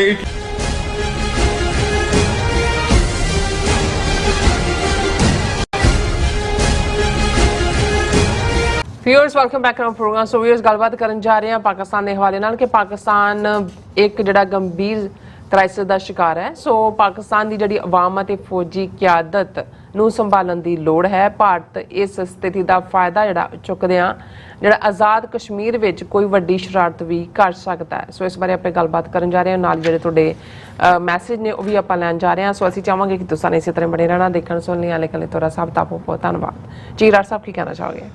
ਦੇਖੋ ਸਾਡੇ ਪਾਕਿਸਤਾਨੀ ਵੀਰ ਅੱਜ ਵੀ ਮੈਂ ਦੇਖ ਰਿਹਾ ਯਾਕੂਬ ਸਾਹਿਬ ਨੇ ਮੈਸੇਜ ਵੀ ਲਿਖਿਆ ਹੈ ਕਿ ਜੋ ਈਸਾਈ ਬਸਤੀਆਂ ਜੋ ਉਸ ਤੋਂ ਪਹਿਲਾਂ ਕੁਰਾਨ ਮਜੀਦ ਦੀ ਬੇਹੁਰਮਤੀ ਉਹਦੇ ਬਾਰੇ ਸਾਡਾ ਕੀ ਖਿਆਲ ਹੈ, ਕਿਉਂਕਿ ਲਾਇਲਪੁਰ ਦੇ ਵਿੱਚ ਜਿਹਨੂੰ ਹੁਣ ਫੈਸਲਾਬਾਦ ਕਹਿੰਦੇ ਨੇ ਉਹਦੇ 'ਚ ਕਾਫੀ ਨੁਕਸਾਨ ਹੋਇਆ। ਬਸਤੀ ਔਰ ਚਰਚ ਵੀ ਜਿਹੜੇ ਨੇ ਉਹ ਸਾੜੇ ਗਏ, ਲੋਕਾਂ ਦੇ ਘਰ ਵੀ ਸਾੜੇ ਗਏ। ਪਾਕਿਸਤਾਨ ਕ੍ਰਾਈਸਿਸ ਦੇ ਵਿੱਚ ਹੈ, ਇਸ 'ਚ ਕੋਈ ਸ਼ੱਕ ਨਹੀਂ ਹੈ। ਉਹਦਾ ਕਨਸਟੀਟਿਊਸ਼ਨਲ ਕ੍ਰਾਈਸਿਸ ਵੀ ਹੈ। ਹੁਣ ਜਿਹੜੇ ਨਵੇਂ 2 ਕਾਨੂੰਨ ਨਾਫਿਜ਼ ਕੀਤੇ ਗਏ, ਪ੍ਰੈਜ਼ੀਡੈਂਟ ਅਲਵੀ ਨੇ ਕਿਹਾ ਜੀ ਮੈਂ ਤਾਂ ਦਸਤਖਤ ਹੀ ਨਹੀਂ ਕੀਤੇ ਔਰ ਮੇਰੇ ਸਟਾਫ ਨੇ ਜਿਹੜਾ ਉਹਨੂੰ ਮੈਂ ਕਿਹਾ ਸੀ ਇਹ ਵਾਪਸ ਭੇਜ ਦਿਓ। ਇੱਕ ਆਪਣੇ ਕਿਸਮ ਦਾ ਕਨਸਟੀਟਿਊਸ਼ਨਲ ਕ੍ਰਾਈਸਿਸ ਹੈ। ਗ੍ਰਿਫਤਾਰੀਆਂ ਦਾ ਸਿਲਸਿਲਾ ਪਹਿਲਾਂ ਹੀ ਜੋ 9 ਮਈ ਦੇ ਵਾਕਿਆਤ ਹੋਏ, 9 ਜੁਲਾਈ ਦੇ ਸ਼ਾਇਦ, ਉਸ ਦੇ ਚਲਦਿਆਂ ਜਿਹੜਾ ਹਮਲੇ ਫੌਜੀ ਟਿਕਾਣਿਆਂ ਦੇ ਉੱਤੇ ਵੀ ਔਰ ਉਹਨਾਂ ਦੇ ਸ਼ਹੀਦਾਂ ਦੀ ਬੇਹੁਰਮਤੀ ਵੀ ਔਰ ਉਹ ਕੇਸ ਆਪਣੀ ਥਾਂ ਤੇ ਚੱਲ ਰਹੇ ਨੇ। ਇਲੈਕਸ਼ਨਸ ਹੋਣਗੀਆਂ ਨਹੀਂ ਹੋਣਗੀਆਂ, ਕੇਅਰ ਟੇਕਰ ਗਵਰਨਮੈਂਟ ਹੈ ਆਪਣੀ ਥਾਂ ਤੇ। IMF ਵਾਲਾ ਤਾਂ ਚਲੋ ਨਿਬੜ ਗਿਆ ਐਟਲੀਸਟ। ਜਿਹੜਾ ਇਕੋਨਮੀ ਉਹਨਾਂ ਦੀ ਮਹਿੰਗਾਈ ਤਾਂ ਬਹੁਤ ਜ਼ਿਆਦਾ ਹੈ, ਲੇਕਿਨ ਜਿਹੜਾ ਇਹ ਸੀ ਕਿ ਵੀ ਡਿਫਾਲਟਰ ਹੋਏਗਾ ਪਾਕਿਸਤਾਨ, ਉਹ ਹਾਲ ਦੀ ਘੜੀ ਉਸ ਦਾ ਬਚਾਓ ਵੀ UAE, ਚਾਈਨਾ ਉਹਨਾਂ ਦੀ ਮਦਦ ਦੇ ਉੱਤੇ। ਸੋ ਕੁੱਲ ਮਿਲਾ ਕੇ ਪਾਕਿਸਤਾਨ ਜਿਹਦੇ 'ਚ ਪੋਟੈਂਸ਼ੀਅਲ ਹੈ 24-25 ਕਰੋੜ ਲੋਕ, ਹੁਣ ਨਵੀਂ ਸੈਂਸਸ ਵੀ ਹੋਣੀ ਹੈ, ਉਹ ਕੈਪੇਬਲ ਨੇ। ਉਹਨਾਂ ਦੇ ਕੋਲ ਇੱਕ ਨਿਊਕਲੀਅਰ ਪਾਵਰ ਹੈ, ਦੁਨੀਆ ਦੀ 5ਵੀਂ-6ਵੀਂ ਵੱਡੀ ਮਿਲਟਰੀ ਪਾਵਰ ਵੀ ਹੈ। ਪਰ ਕਿਤੇ ਨਾ ਕਿਤੇ ਜਿਹੜਾ ਸਿਸਟਮ ਹੈ ਉਸ ਦੇ ਵਿੱਚ ਇੱਕ ਆਪਸੀ ਜਿਹੜਾ ਹੈ ਉਹ ਟਕਰਾਅ ਦਾ ਸਿਲਸਿਲਾ ਬਣ ਗਿਆ ਹੋਇਆ। ਉਹਦੇ 'ਚ ਫੌਜ, ਕਿਉਂਕਿ ਜ਼ਾਹਰ ਹੈ ਕਿ ਫੌਜ ਦਾ ਇਨਫਲੂਐਂਸ ਸਿਵਿਲੀਅਨ ਹਕੂਮਤ ਵੇਲੇ ਵੀ ਹੁੰਦਾ, ਜਦੋਂ ਮਾਰਸ਼ਲ ਲਾ ਲੱਗੇ ਉਦੋਂ ਵੀ ਹੁੰਦਾ। 75-76 ਸਾਲ ਦਾ ਇਹੀ ਐਕਸਪੀਰੀਅੰਸ ਹੈ। ਲੋਕ ਜਿਹੜੇ ਨੇ ਉਹ ਤਾਂ ਮੈਜੋਰਿਟੀ ਤਾਂ ਰੋਟੀ ਕੱਪੜਾ ਮਕਾਨ ਤੱਕ ਹੁੰਦੀ ਹੈ, ਵੈਲਿਊਜ਼ ਦੀ ਗੱਲ ਵੀ ਹੁੰਦੀ ਹੈ, ਇਸਲਾਮਿਕ ਵੈਲਿਊਜ਼ ਦੇ ਉੱਤੇ ਹੋਈ। ਲੇਕਿਨ ਜਦੋਂ ਕਰਪਸ਼ਨ ਕਿਸੇ ਸੁਸਾਇਟੀ 'ਚ ਆ ਜਾਂਦੀ ਹੈ ਔਰ ਕਰਪਸ਼ਨ ਦਾ ਫਾਇਦਾ ਫਿਰ ਇਹੀ ਨਹੀਂ ਵੀ ਵਿਦਿਨ ਲੋਕਾਂ ਦੇ ਲਈ ਮੁਸ਼ਕਲਾਂ ਪੈਦਾ ਹੁੰਦੀਆਂ ਨੇ, ਫਿਰ ਬਾਹਰਲੀਆਂ ਤਾਕਤਾਂ ਵੀ ਉਹਨਾਂ ਨੂੰ ਪਤਾ ਹੈ ਵੀ ਤੁਹਾਡੀ ਕੀ ਕੀਮਤ ਹੈ, ਉਹ ਤੁਹਾਨੂੰ ਖਰੀਦਦੀਆਂ ਨੇ। ਔਰ ਇਹਦੇ 'ਚ ਕੋਈ ਸ਼ੱਕ ਨਹੀਂ ਹੈ ਕਿ ਪਾਕਿਸਤਾਨ ਦੀ ਫੋਰਨ ਪਾਲਿਸੀ ਦੇ ਵਿੱਚ ਔਰ ਅਦਰਵਾਈਜ਼ ਕਾਫੀ ਮੁਦਾਖਲਤ ਆਊਟਸਾਈਡ ਦੀ ਹੈ। ਹੁਣ ਜਦੋਂ ਅਸੀਂ ਇਸ ਸਾਰੇ ਪੀਰੀਅਡ 'ਚ ਥੋੜਾ ਬਹੁਤ ਜੇ ਕੋਈ ਕਹਿਣ ਦੀ ਵੀ ਕੋਸ਼ਿਸ਼ ਕਰਦੇ ਹਾਂ ਤਾਂ ਮੈਨੂੰ ਇਹ ਹੁੰਦਾ ਹੈ ਕਿ ਵੀ ਪਤਾ ਨਹੀਂ ਕਿਹੜੀ ਧਿਰ ਨੂੰ ਲੱਗਣਾ ਹੈ ਜੀ, ਅਸੀਂ ਕਿਹਦੇ ਨਾਲ ਹਾਂ। ਅਸੀਂ ਪਾਕਿਸਤਾਨ ਦੇ ਆਵਾਮ ਦੇ ਨਾਲ ਹੈ, ਪਾਕਿਸਤਾਨ ਦੀ ਬਿਹਤਰੀ ਦੇ ਲਈ, ਪਾਕਿਸਤਾਨ ਦੀ ਖੁਸ਼ਹਾਲੀ ਦੇ ਲਈ ਦੁਆਗੋ ਹੈ। ਔਰ ਇੱਕ ਆਊਟਸਾਈਡਰ ਦੇ ਨਾਤੇ ਜੋ ਮੈਨੂੰ ਨਜ਼ਰ ਆਉਂਦਾ ਹੈ ਜਾਂ ਭਾਰਤ ਦੇ ਵਿੱਚ ਇਸ ਵੇਲੇ ਜਿਹੜੀ ਫਿਜ਼ਾ ਹੈ ਔਰ 2024 ਦੀਆਂ ਇਲੈਕਸ਼ਨਾਂ ਤੋਂ ਪਹਿਲਾਂ ਜਿੱਥੇ ਮੋਦੀ ਐਂਡ ਕੰਪਨੀ ਬਿਲਕੁਲ ਫੇਲ ਹੋਏ ਨੇ ਹਰ ਫਰੰਟ ਦੇ ਉੱਤੇ, ਅਨਇੰਪਲੋਇਮੈਂਟ ਹੈ, ਫੋਰਨ ਪਾਲਿਸੀ 'ਚ ਫੇਲਿਅਰ ਹੈ, ਅੰਦਰੂਨੀ ਤੌਰ ਦੇ ਉੱਤੇ ਡਾਈਸੈਂਟ ਖੜਾ ਹੋ ਰਿਹਾ, ਇਹਦੇ ਬਾਵਜੂਦ ਕਾਫੀ ਕੁਝ ਉਹਨਾਂ ਨੇ ਕੰਟਰੋਲ ਕੀਤਾ। ਜੇ ਚੀਨ ਦੇ ਨਾਲ ਵੀ ਉਹਨਾਂ ਨੇ ਆਪਣਾ ਜਿਹੜਾ ਉਹ ਗੋਡੇ ਟੇਕ ਕੇ ਹਜ਼ੂਰ ਸਾਡੇ ਮਾਈ ਬਾਪ ਕਰ ਲਿਆ ਲੱਗਦਾ, ਇਸੇ ਲਈ ਸਾਊਥ ਅਫਰੀਕਾ ਬ੍ਰਿਕਸ ਵੀ ਮਿਲਣਾ ਹੈ, ਸ਼ੀ ਜਿਨਪਿੰਗ ਨੇ ਦਿੱਲੀ ਵੀ ਆਉਣਾ ਹੈ। ਲੇਕਿਨ ਪਾਕਿਸਤਾਨ ਪ੍ਰਤੀ ਜਿਹੜਾ ਕਰੜਾ ਰਵੱਈਆ ਔਰ ਨੈਗੇਟਿਵਿਟੀ ਔਰ ਜਿਸ ਕਿਸਮ ਦਾ ਰਿਡੀਕਿਊਲ ਕਰਨ ਦੀ ਲਾਈਨ ਹੈ ਔਰ ਉਹਨਾਂ ਦੀਆਂ ਧਮਕੀਆਂ ਨੇ, ਮੇਰਾ ਇਹ ਫੀਅਰ ਹੈ ਕਿ ਜੇ ਪਾਕਿਸਤਾਨ ਦੀਆਂ ਜਿਹੜੀਆਂ ਅੱਡ-ਅੱਡ ਇੰਸਟੀਟਿਊਸ਼ਨਸ ਨੇ, ਅੱਡ-ਅੱਡ ਸਟੇਕ ਹੋਲਡਰਸ ਨੇ, ਉਹ ਕੋਈ ਆਪਸ ਦੇ ਵਿੱਚ ਕੋਈ ਅੰਡਰਸਟੈਂਡਿੰਗ ਪੈਦਾ ਨਹੀਂ ਕਰਦੇ, ਮੁਲਕ ਦੇ ਵਿੱਚ ਇੱਕ ਪੈਟਰੀਓਟਿਜ਼ਮ ਦੀ ਲਾਈਨ ਔਰ ਇਨਸਿਕਿਉਰਿਟੀ ਜਿਹੜੀ ਹੈ, ਪੈਟਰੀਓਟਿਜ਼ਮ ਆਏ, ਇਨਸਿਕਿਉਰਿਟੀ ਖਤਮ ਹੋਏ, ਜੇ ਇਵੇਂ ਨਹੀਂ ਹੁੰਦਾ ਤੇ ਇਸ ਗੱਲ ਨੂੰ ਔਰ ਆਲਰੇਡੀ ਪਾਕਿਸਤਾਨ ਨੂੰ ਇੰਟਰਨੈਸ਼ਨਲੀ ਇੰਡੀਆ ਨੇ ਬਹੁਤ ਡਿਮੋਨਾਈਜ਼ ਕੀਤਾ ਹੋਇਆ, ਫਿਰ ਇਸ ਗੱਲ ਦਾ ਜਿਹੜਾ ਉਹ ਅੰਦੇਸ਼ਾ ਹੈ ਕਿ ਇੰਡੀਆ ਕੋਈ ਨਾ ਕੋਈ ਆਜ਼ਾਦ ਕਸ਼ਮੀਰ ਦੇ ਵਿੱਚ ਗੜਬੜ ਕਰਕੇ ਉਹ ਵਕਤੀ ਹੋ ਸਕਦੀ ਹੈ, ਉਹਨੂੰ ਨੀਵਾਂ ਦਿਖਾ ਕੇ ਹੋ ਸਕਦੀ ਹੈ, ਆਕੂਪੇਸ਼ਨ ਵੀ ਹੋ ਸਕਦੀ ਹੈ ਕਿ ਵੀ ਕੀ ਪਾਕਿਸਤਾਨ ਕਿਸ ਹੱਦ ਤੱਕ ਚਲਾ ਜਾਏਗਾ ਜਦੋਂ ਇੰਟਰਨੈਸ਼ਨਲੀ ਸਾਰਾ ਇਸ ਕਿਸਮ ਦਾ ਮਾਹੌਲ ਬਣਿਆ ਹੋਇਆ। ਸੋ ਅਸੀਂ ਤਾਂ ਵੈਲ ਵਿਸ਼ਰ ਹੋਣ ਦੇ ਨਾਤੇ ਆਪਣੇ ਪਾਕਿਸਤਾਨੀ ਭਰਾਵਾਂ ਭੈਣਾਂ ਨੂੰ ਜਾਂ ਜਿਹੜੇ ਸਾਡੇ ਨਾਲ ਜੁੜੇ ਹੋਏ ਨੇ ਇਹੀ ਕਹਿਣਾ ਚਾਹੁੰਦੇ ਹਾਂ ਕਿ ਭਾਈ ਇਹ ਇੱਕ ਗਿਫਟ ਹੈ ਤੁਹਾਡੇ ਕੋਲ, ਤੁਹਾਡਾ ਮੁਲਕ ਹੈ, ਇਹਨੂੰ ਸੰਭਾਲੋ, ਇਹਨੂੰ ਇਵੇਂ ਨਾ ਰੋਲੋ ਔਰ ਜਿਸ ਕਦਰ ਅੱਜ ਬੇਵਿਸ਼ਵਾਸੀ, ਬੇਯਕੀਨੀ ਔਰ ਅਨਸਰਟਨਟੀ ਹੈ ਇਹਨੂੰ ਖਤਮ ਕਰੋ। ਜੀ ਹਾਂਜੀ, ਹੁਣ ਆਪਾਂ ਆਪਣੇ ਵਿਊਜ਼ ਦੇ ਮੈਸੇਜ ਲੈਂਦੇ ਹਾਂ ਔਰ ਜ਼ੁਬੇਰ ਜੀ ਹੋਰਾਂ ਦੇ ਕਾਫੀ ਸਾਰੇ ਮੈਸੇਜ ਨੇ, ਅੱਜ ਤੋਂ ਉਹਨਾਂ ਨੇ ਝੜੀ ਲਗਾਈ ਹੋਈ ਹੈ ਔਰ ਗੁਰਮੇਲ ਸਿੰਘ ਜੀ ਵੀ, ਉਹਨਾਂ ਦੇ ਵੀ ਕਾਫੀ ਸਾਰੇ ਮੈਸੇਜ ਨੇ, ਆਪਾਂ ਇਹਨਾਂ ਵਿੱਚੋਂ ਕੋਈ ਚੁਣਿੰਦਾ ਹੀ ਲਵਾਂਗੇ ਉਹਨਾਂ ਦੇ ਮੈਸੇਜ ਉਹਨਾਂ ਦੇ। ਔਰ ਸਾਡੇ ਕੋਲ ਮੈਸੇਜ ਆਏਗਾ, ਇਹ ਪਹਿਲਾਂ ਕਿਤੋਂ ਸ਼ੁਰੂ ਕਰੀਏ। ਕੁਲਦੀਪ ਕੌਰ ਜੀ ਕਹਿੰਦੇ ਖਾਲਸਾ ਜ਼ਿੰਦਾਬਾਦ, ਐਂਡ ਫਿਰ ਇਸੇ ਤਰ੍ਹਾਂ ਇੰਦਰਜੀਤ ਸਿੰਘ ਸੰਧੂ ਜੀ ਖਾਲਸਾ ਜ਼ਿੰਦਾਬਾਦ ਕਹਿੰਦੇ ਨੇ। ਔਰ ਇਸੇ ਤਰ੍ਹਾਂ ਹੀ ਸਾਡੇ ਕੋਲ ਮੈਸੇਜ ਆਏਗਾ ਇਹ ਗੁਰਪਿਆਰ ਸਰਾਂ ਵੱਲੋਂ, ਉਹ ਕਹਿੰਦੇ one of my friend press reporter from Punjab told me that there is a talk going on between diaspora 6 and Modi government is true। ਦੇਖੋ ਤੁਹਾਡੇ ਪ੍ਰੈਸ ਰਿਪੋਰਟਰ ਦੋਸਤ ਦੀ ਜਾਣਕਾਰੀ ਪਤਾ ਨਹੀਂ ਉਹ ਕਿੱਥੋਂ ਹੈ, ਲੇਕਿਨ ਇੰਨਾ ਜ਼ਰੂਰ ਹੈ ਵੀ ਅੱਜ ਮੈਨੂੰ ਕੈਲੀਫੋਰਨੀਆ ਦੇ ਇੱਕ ਪ੍ਰੋਮੀਨੈਂਟ ਸਿੱਖ ਐਕਟਿਵਿਸਟ ਦੀ ਕਾਲ ਆਈ। ਉਹਨਾਂ ਨੇ ਕਿਹਾ ਕਿ ਜੀ ਬੀਜੇਪੀ ਦੇ ਇੱਕ ਪ੍ਰੋਮੀਨੈਂਟ ਬੰਦੇ ਨੇ ਕਾਲ ਕੀਤਾ ਮੈਨੂੰ और उन्हें कहा कि जी देखो कैसे बात हो सकती है, आप खुल के वहाँ जाएं, आए जाएं, कोई रुकावट ना हो, कोई दूसरा ना हो, कुछ इस किस्म का करें, कुछ ना कुछ बात बन जाए। तो वो कहता भी मैं तो उन्होंने कहा भी देखो जे तो खालिस्तान ते गल करनी है फिर तो ओपनली करो। कोई दूजा कहता नहीं खालिस्तान से कम कुछ पंजाब की हो या सो जे इस किस्म का हुण जदों उन्होंने लिखिया है तो हो सकता है इस किस्म के नहीं कोई बैक भी क्या होए। हालांकि उन्होंने ये कोई नवा नहीं है, जदों अडवाणी होम मिनिस्टर सी भीषम अग्निहोत्री इत्थे उन्होंने एंबेसडर एट लार्ज लाया सी और रुलदा सिंह जिहड़ा बाद च रोल दिता किसी ने उन्हें अपना काम किया है। तुसी यूके च देखो, कैनेडा च देखो, जिहड़े लोग वापस गए उन्होंने विच घुसपैठ की। हो सकता है हुण भी ये 2024 तो पहला जां जिवें एक खालिस्तान का बिल्ट हो रहा है, एक पासे उन्होंने खौफ फैक्टर पैदा किया है कि जो कुछ उन्होंने लाहौर दे विच, लंडन च, सरी च किया है तो किसी होर दे नाल इस किस्म का जे कोई इस किस्म की गुप्त गलबात करनी भी चाहेगी वो गल किसी कंडे लगेगी नहीं, क्योंकि हुण गल उत्थे आके खड़ी है कि भाई सिखां नूं इस गल की समझ है कौन विक सकता है कौन नहीं है। इस किस्म के अपने लैवल ते कोई वीज़ा वूज़ा लैके जाण दा राह पद्धरा कर लैण तां वखरी गल है, पर इस तो बियॉन्ड जो हुण तां ओपन गल खालिस्तान दे उत्ते ही होएगी और वो भी ओपन प्लेटफॉर्म तो कोई बंद कमरियां च नहीं। सुबेश जी भी कहते हैं मेजर गौरव आलिया ये प्रोग्राम देखकर पागल हो जाता है। और जसकीरत सिंह कहते हैं वाहिगुरू जी का खालसा वाहिगुरू जी की फतेह। उस अकाल पुरख वाहिगुरू जी तो बिना सिखां दी किसी ने बांह नहीं फड़नी। आओ सारे रल के गुरु के चरणों में अरदास करिए, हम रुलते फिरते कोई बात ना पूछता। सो इसी तरह मैसेज आएगा साडे कोल ਅਵਤਾਰ ਸਿੰਘ ਜੀ ਫਤਿਹ ਬੁਲਾਉਂਦੇ ਨੇ ਔਰ ਖਾਲਸਾ ਜ਼ਿੰਦਾਬਾਦ ਕਹਿੰਦੇ ਨੇ। ਜਸਵੀਰ ਬਰਾੜ ਜੀ ਵੀ ਜ਼ਿੰਦਾਬਾਦ ਕਹਿੰਦੇ ਨੇ ਖਾਲਸਾ। ਔਰ ਗੁਰਮੇਲ ਸਿੰਘ ਜੀ ਕਹਿੰਦੇ ਨੇ Sikh army soldiers should serve father Punjab not Bharat Mata. So ਇਸੇ ਤਰ੍ਹਾਂ ਮੈਸੇਜ ਹੈ ਸਾਡੇ ਕੋਲ। ਫਿਰ ਹਾਂਜੀ ਗੁਰਮੇਲ ਸਿੰਘ ਦਾ ਮੈਸੇਜ ਕਹਿੰਦੇ ਨੇ ਕਿ we should reject Aryan Hindutva hateful movies like Gadar. They're trying to keep both Punjabs against each others. ਸੋ ਇਸੇ ਤਰ੍ਹਾਂ ਮੈਸੇਜ ਸਿੰਘ ਗੱਚਾ ਜੀ ਹਮੇਸ਼ਾ ਖਾਲਸਾ ਜ਼ਿੰਦਾਬਾਦ ਕਹਿੰਦੇ। ਬੂਟਾ ਸਿੰਘ ਕਹਿੰਦੇ ਨੇ ਕਿ ਵਾਹਿਗੁਰੂ ਸਰਬੱਤ ਦਾ ਭਲਾ ਕਰੋ ਜੀ। ਬਲਵੰਤ ਸਿੰਘ ਧਾਲੀਵਾਲ ਜੀ ਵੀ ਫਤਿਹ ਬੁਲਾਉਂਦੇ ਨੇ। ਔਰ ਇਸੇ ਤਰ੍ਹਾਂ ਰਾਣਾ ਆਬਿਦ ਕਹਿੰਦੇ ਨੇ ਕਿ ਜਾਗ ਪੰਜਾਬੀ ਜਾਗ ਖਾਲਸਾ ਜ਼ਿੰਦਾਬਾਦ। ਔਰ ਇਸੇ ਤਰ੍ਹਾਂ ਕਹਿੰਦੇ ਨੇ ਸਾਡੇ ਕੋਲ ਮੈਸੇਜ ਹੈਗਾ ਇਹ ਗੁਰਮੇਲ ਸਿੰਘ ਜੀ, ਉਹਨਾਂ ਦੇ ਫਿਰ 64 ਜਸਟਿਸ ਜ਼ਿੰਦਾਬਾਦ। ਔਰ ਹਮੇਸ਼ਾ ਉਹਨਾਂ ਦਾ ਮੈਸੇਜ ਹੁੰਦਾ ਕਹਿੰਦੇ ਵਾਹਿਗੁਰੂ ਜੀ ਕਾ ਖਾਲਸਾ ਵਾਹਿਗੁਰੂ ਜੀ ਕੀ ਫਤਿਹ doctor sahib. And Neelam Kaur ji thanks, you are doing a great job for the second nation, keep it up, God bless you and your loved ones. And Surmukh Mundra ji भी फतेह बुलाते ने। और गुरमुख सिंह जी भी 84 जिंदाबाद पंजाब खालसा जिंदाबाद, पंजाब रेफरेंडम जिंदाबाद, पंजाब खालसा जिंदाबाद, all about truth and Sikhism भी फतेह बुलाते ने सानू। और बलवंत सिंह धालीवाल जी खालसा जिंदाबाद।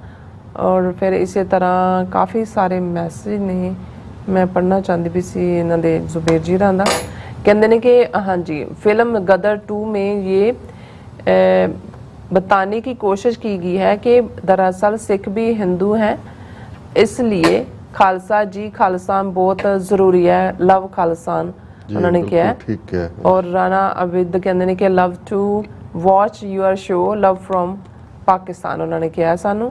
सो इसी तरह मैसेज है जतिंदर सिंह जी भी फतेह बुलाते ने। खुशप्रीत कौर जी भी सानू फतेह बुलाते ने। फिर इसी तरह मैसेज है साडे कोल निहंग सिंह जी भी सानू फतेह बुलाते ने। और गुरप्रीत सिंह मंदर भी फतेह बुलाते ने। और इसी तरह मैसेज है जसवीर बराड़ जी भी हाँ जी उन्होंने हमेशा मैसेज है। मैं हुण तुहाडे तो माइक ले लैने। हाँ जी बॉब सिंह कहंदे ने समुची टीम नू फतेह जी। वीर अवतार सिंह खंडे दी शहीदी अजाई नहीं जानी, ਉਹਨਾਂ ਦੇ ਅੰਤਮ ਸੰਸਕਾਰ ਜਾਂ ਭੋਗ ਸਮੇਂ ਕੌਮ ਦਾ ਇਕੱਠ ਹੀ ਸਰਕਾਰ ਨੂੰ ਦੰਦਲਾਂ ਪਾਉਣ ਨੂੰ ਕਾਫੀ ਹੈ। ਜਿੱਥੇ ਬਜ਼ੁਰਗ ਭੈਣਾਂ ਮਾਤਾਵਾਂ ਪਿੰਡਾਂ 'ਚੋਂ ਹੁਮ-ਹੁਮਾ ਕੇ ਪੁੱਜੀਆਂ, ਉੱਥੇ ਹੀ ਨਿੱਕੇ ਸੈਂਕੜਿਆਂ ਦੀ ਗਿਣਤੀ ਵਿੱਚ ਵੀ ਆਏ। ਉਹਨਾਂ ਸਾਡਾ ਇਹ ਖੰਡਾ ਸ਼ਹੀਦ ਕੀਤਾ ਤੇ ਇੱਥੇ ਹਜ਼ਾਰਾਂ ਜੰਮ ਪਏ। ਮੈਂ ਸਿਰਫ ਸੋਚ ਹੀ ਸਕਦਾ ਕਿ ਮਹਾਰਾਜਾ ਦਲੀਪ ਸਿੰਘ ਦੀ ਵਿਦਾਈ ਵਰਗੀ ਹੀ ਵੀਰ ਖੇਡ ਦੀ ਵੀ ਹੋਈ ਹੈ, ਵੀਰ ਖੰਡੇ ਦੀ ਵੀ ਹੋਈ ਹੈ।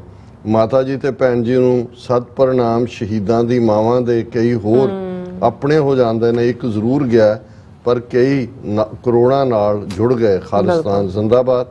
ਫਿਰ ਉਹਨਾਂ ਨੇ ਕਿਹਾ ਗਿਆ ਕਿਰਤਗਣ ਧਰਮਿੰਦਰ ਪਰਿਵਾਰ ਸਿੱਖ ਕੌਮ ਦਾ ਦੁੱਖ ਹੀ ਹੈ।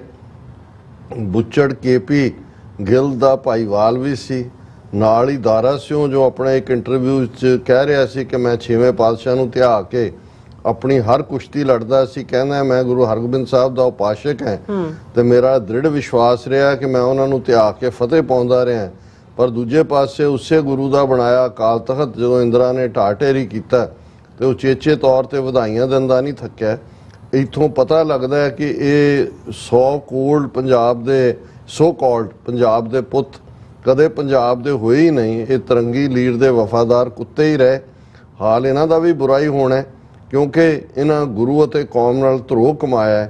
ਇਹਨਾਂ ਨੂੰ ਇਹੀ ਕਹਾਂਗਾ ਕਿ ਤੁਮਕੋ ਤੁਮਾਰਾ ਤਿਰੰਗੀ ਲੀਰ ਚੰਗਾ तो हमको हमारा केसरी। फिर उन्होंने ਗੱਲਬਾਤ ਦੇ ਮਾਮਲੇ 'ਚ ਕਿਹਾ ਕਿ ਵੀ ਉਹਨਾਂ ਨੂੰ ਕਹੋ ਪਹਿਲਾਂ ਸਾਡਾ ਹਵਾਰਾ ਰਿਹਾ ਕਰੋ, ਫਿਰ ਹੋਰ ਸਿੰਘ ਵੀ ਜੇਲ੍ਹ 'ਚੋਂ ਬਾਹਰ ਕੱਢੋ, ਬਾਕੀ ਬਾਅਦ ਵਿੱਚ। ਸੋਹਣ ਸਿੰਘ ਮਾਲ ਗੁਲਾਮ ਨਾ ਰਹੋ, ਉਹਨਾਂ ਦੀ ਆਈਡੀਓਲੋਜੀ ਤੋਂ ਵੀ ਉਹਨਾਂ ਨੇ ਵੀ ਗੁਰੂ ਨਾਨਕ ਸਾਹਿਬ ਦੀ ਮਿਹਰ ਸਦਕਾ ਖਾਲਿਸਤਾਨ ਜਲਦੀ ਬਣ ਜਾ ਰਿਹਾ।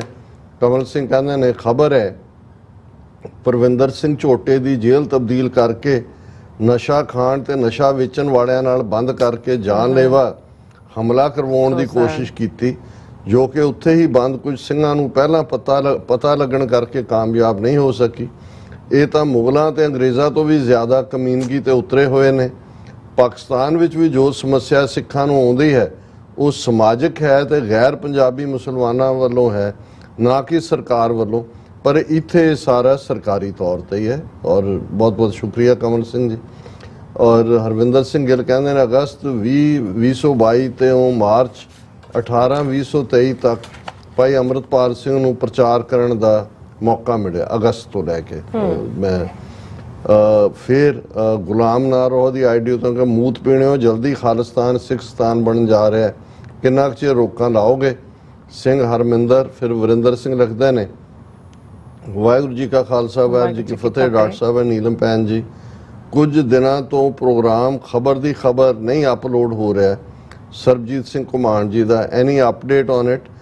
ਵਰਿੰਦਰ ਸਿੰਘ ਜੀ ਉਹਨਾਂ ਦੀ ਸਿਹਤ ਠੀਕ ਨਹੀਂ ਹੈ, ਫਲੂ ਦਾ ਸ਼ਿਕਾਰ ਨੇ ਤੇ ਉਹਨਾਂ ਦੇ ਵੱਲੋਂ ਹੀ ਸੀ ਕਿ ਮੈਂ ਠੀਕ ਨਹੀਂ ਹਾਂ ਤੇ 2-3-4 ਦਿਨ ਜਿਹੜਾ ਉਹ ਨਹੀਂ ਹੋਏਗਾ, ਜਿਵੇਂ ਉਹ ਤੰਦਰੁਸਤ ਹੁੰਦੇ ਨੇ ਉਹ ਅਪਲੋਡ ਹੋਏਗਾ। ਫਿਰ ਜਿਹੜਾ ਰਿੰਕੂ ਚਾਲ ਕਹਿੰਦੇ ਨੇ ਰਾਜਵਿੰਦਰ ਸਿੰਘ, ਉਹਨਾਂ ਨੇ ਇਹ ਕਿਹਾ ਕਿ ਵੀ ਰੋਂਗ ਐਡ ਰਨਿੰਗ। ਮੈਂ ਟੈਕਨੀਕਲ ਟੀਮ ਨੂੰ ਕਹਾਂਗਾ ਕਿ ਵੀ ਦੇਖੋ ਕੋਈ ਆਊਟਡੇਟਡ ਐਡ ਤਾਂ ਨਹੀਂ ਚੱਲ ਰਹੀ, ਕਿਉਂਕਿ ਹੋਰ ਵੀਰ ਨੇ ਵੀ ਲਿਖਿਆ। ਰਿੰਕੂ ਚਾਲ ਕਹਿੰਦੇ ਨੇ ਵਾਹਿਗੁਰੂ ਕੌਮ ਨੂੰ ਸਮਤ ਬਖਸ਼ਣ ਤਾਂ ਕਿ ਕੌਮ ਇਕੱਠੇ ਹੋ ਕੇ ਆਪਣੇ ਘਰ ਦੀ ਪ੍ਰਾਪਤੀ ਕਰ ਸਕੇ। ਜਿਹੜਾ ਵੀ ਸਿੱਖ ਇਸ ਜਗ੍ਹਾ ਤੇ ਵੀ ਹੈ ਉਹ ਇਸ ਟੀਚੇ ਦੀ ਪ੍ਰਾਪਤੀ ਲਈ ਜਦੋਜਹਿਦ ਕਰੇ ਤੇ ਨਾਲ ਦੇ ਨਾਲ ਆਪਣੀ ਅਗਲੀ ਪੀੜ੍ਹੀ ਨੂੰ ਵੀ ਤਿਆਰ ਕਰੇ। ਜਸਬੀਰ ਸਿੰਘ ਕਹਿੰਦੇ ਨੇ Modi afraid from China and referendum Khalistan. ਤੁਸੀਂ ਠੀਕ ਫਰਮਾਇਆ।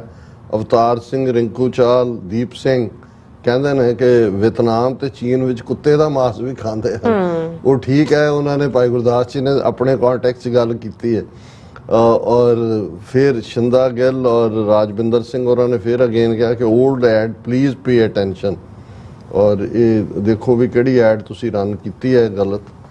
ਹਾਂਜੀ ਡਾਕਟਰ ਸਾਹਿਬ ਤੁਹਾਡਾ ਬਹੁਤ ਬਹੁਤ ਸ਼ੁਕਰੀਆ, ਤੁਸੀਂ ਆਪਣੇ ਵਿਚਾਰ ਸਾਡੇ ਦਰਸ਼ਕਾਂ ਨਾਲ ਸਾਂਝੇ ਕੀਤੇ। ਸੋ ਇਸ ਨਾਲ ਆਪਣੇ ਵਿਊਅਰਸ ਕੋਲ ਇਜਾਜ਼ਤ। ਵਿਊਅਰਸ, ਸਾਡੇ ਪ੍ਰੋਗਰਾਮ ਦਾ ਸਮਾਂ ਇੱਥੇ ਸਮਾਪਤ ਹੁੰਦਾ ਹੈ। ਤੁਸੀਂ ਆਪਣੀ ਰਾਏ ਤੇ ਸੁਝਾਅ ਸਾਨੂੰ ਭੇਜਣਾ ਭੁੱਲਣਾ ਸਾਡੇ ਇਸ ਪਤੇ ਤੇ sos@tvrefor.tv ਤੇ ਅਸੀਂ ਆਪਣਾ ਪ੍ਰੋਗਰਾਮ ਲੈ ਕੇ ਫਿਰ ਦੁਬਾਰਾ ਤੁਹਾਡੇ ਸਾਹਮਣੇ ਹੋਵਾਂਗੇ। ਤਦ ਤੱਕ ਲਈ ਮੈਨੂੰ ਤੇ ਆਪਣਾ ਰਸਨਾ ਗਿਆ ਦੋ ਦੇਖਦੇ ਰਹੋ TV4। ਬੁਲਾ ਦਿਓ ਫਤਿਹ। ਵਾਹਿਗੁਰੂ ਜੀ ਕਾ ਖਾਲਸਾ, ਵਾਹਿਗੁਰੂ ਜੀ ਕੀ ਫਤਿਹ। ਰੱਬ ਰਾਖਾ।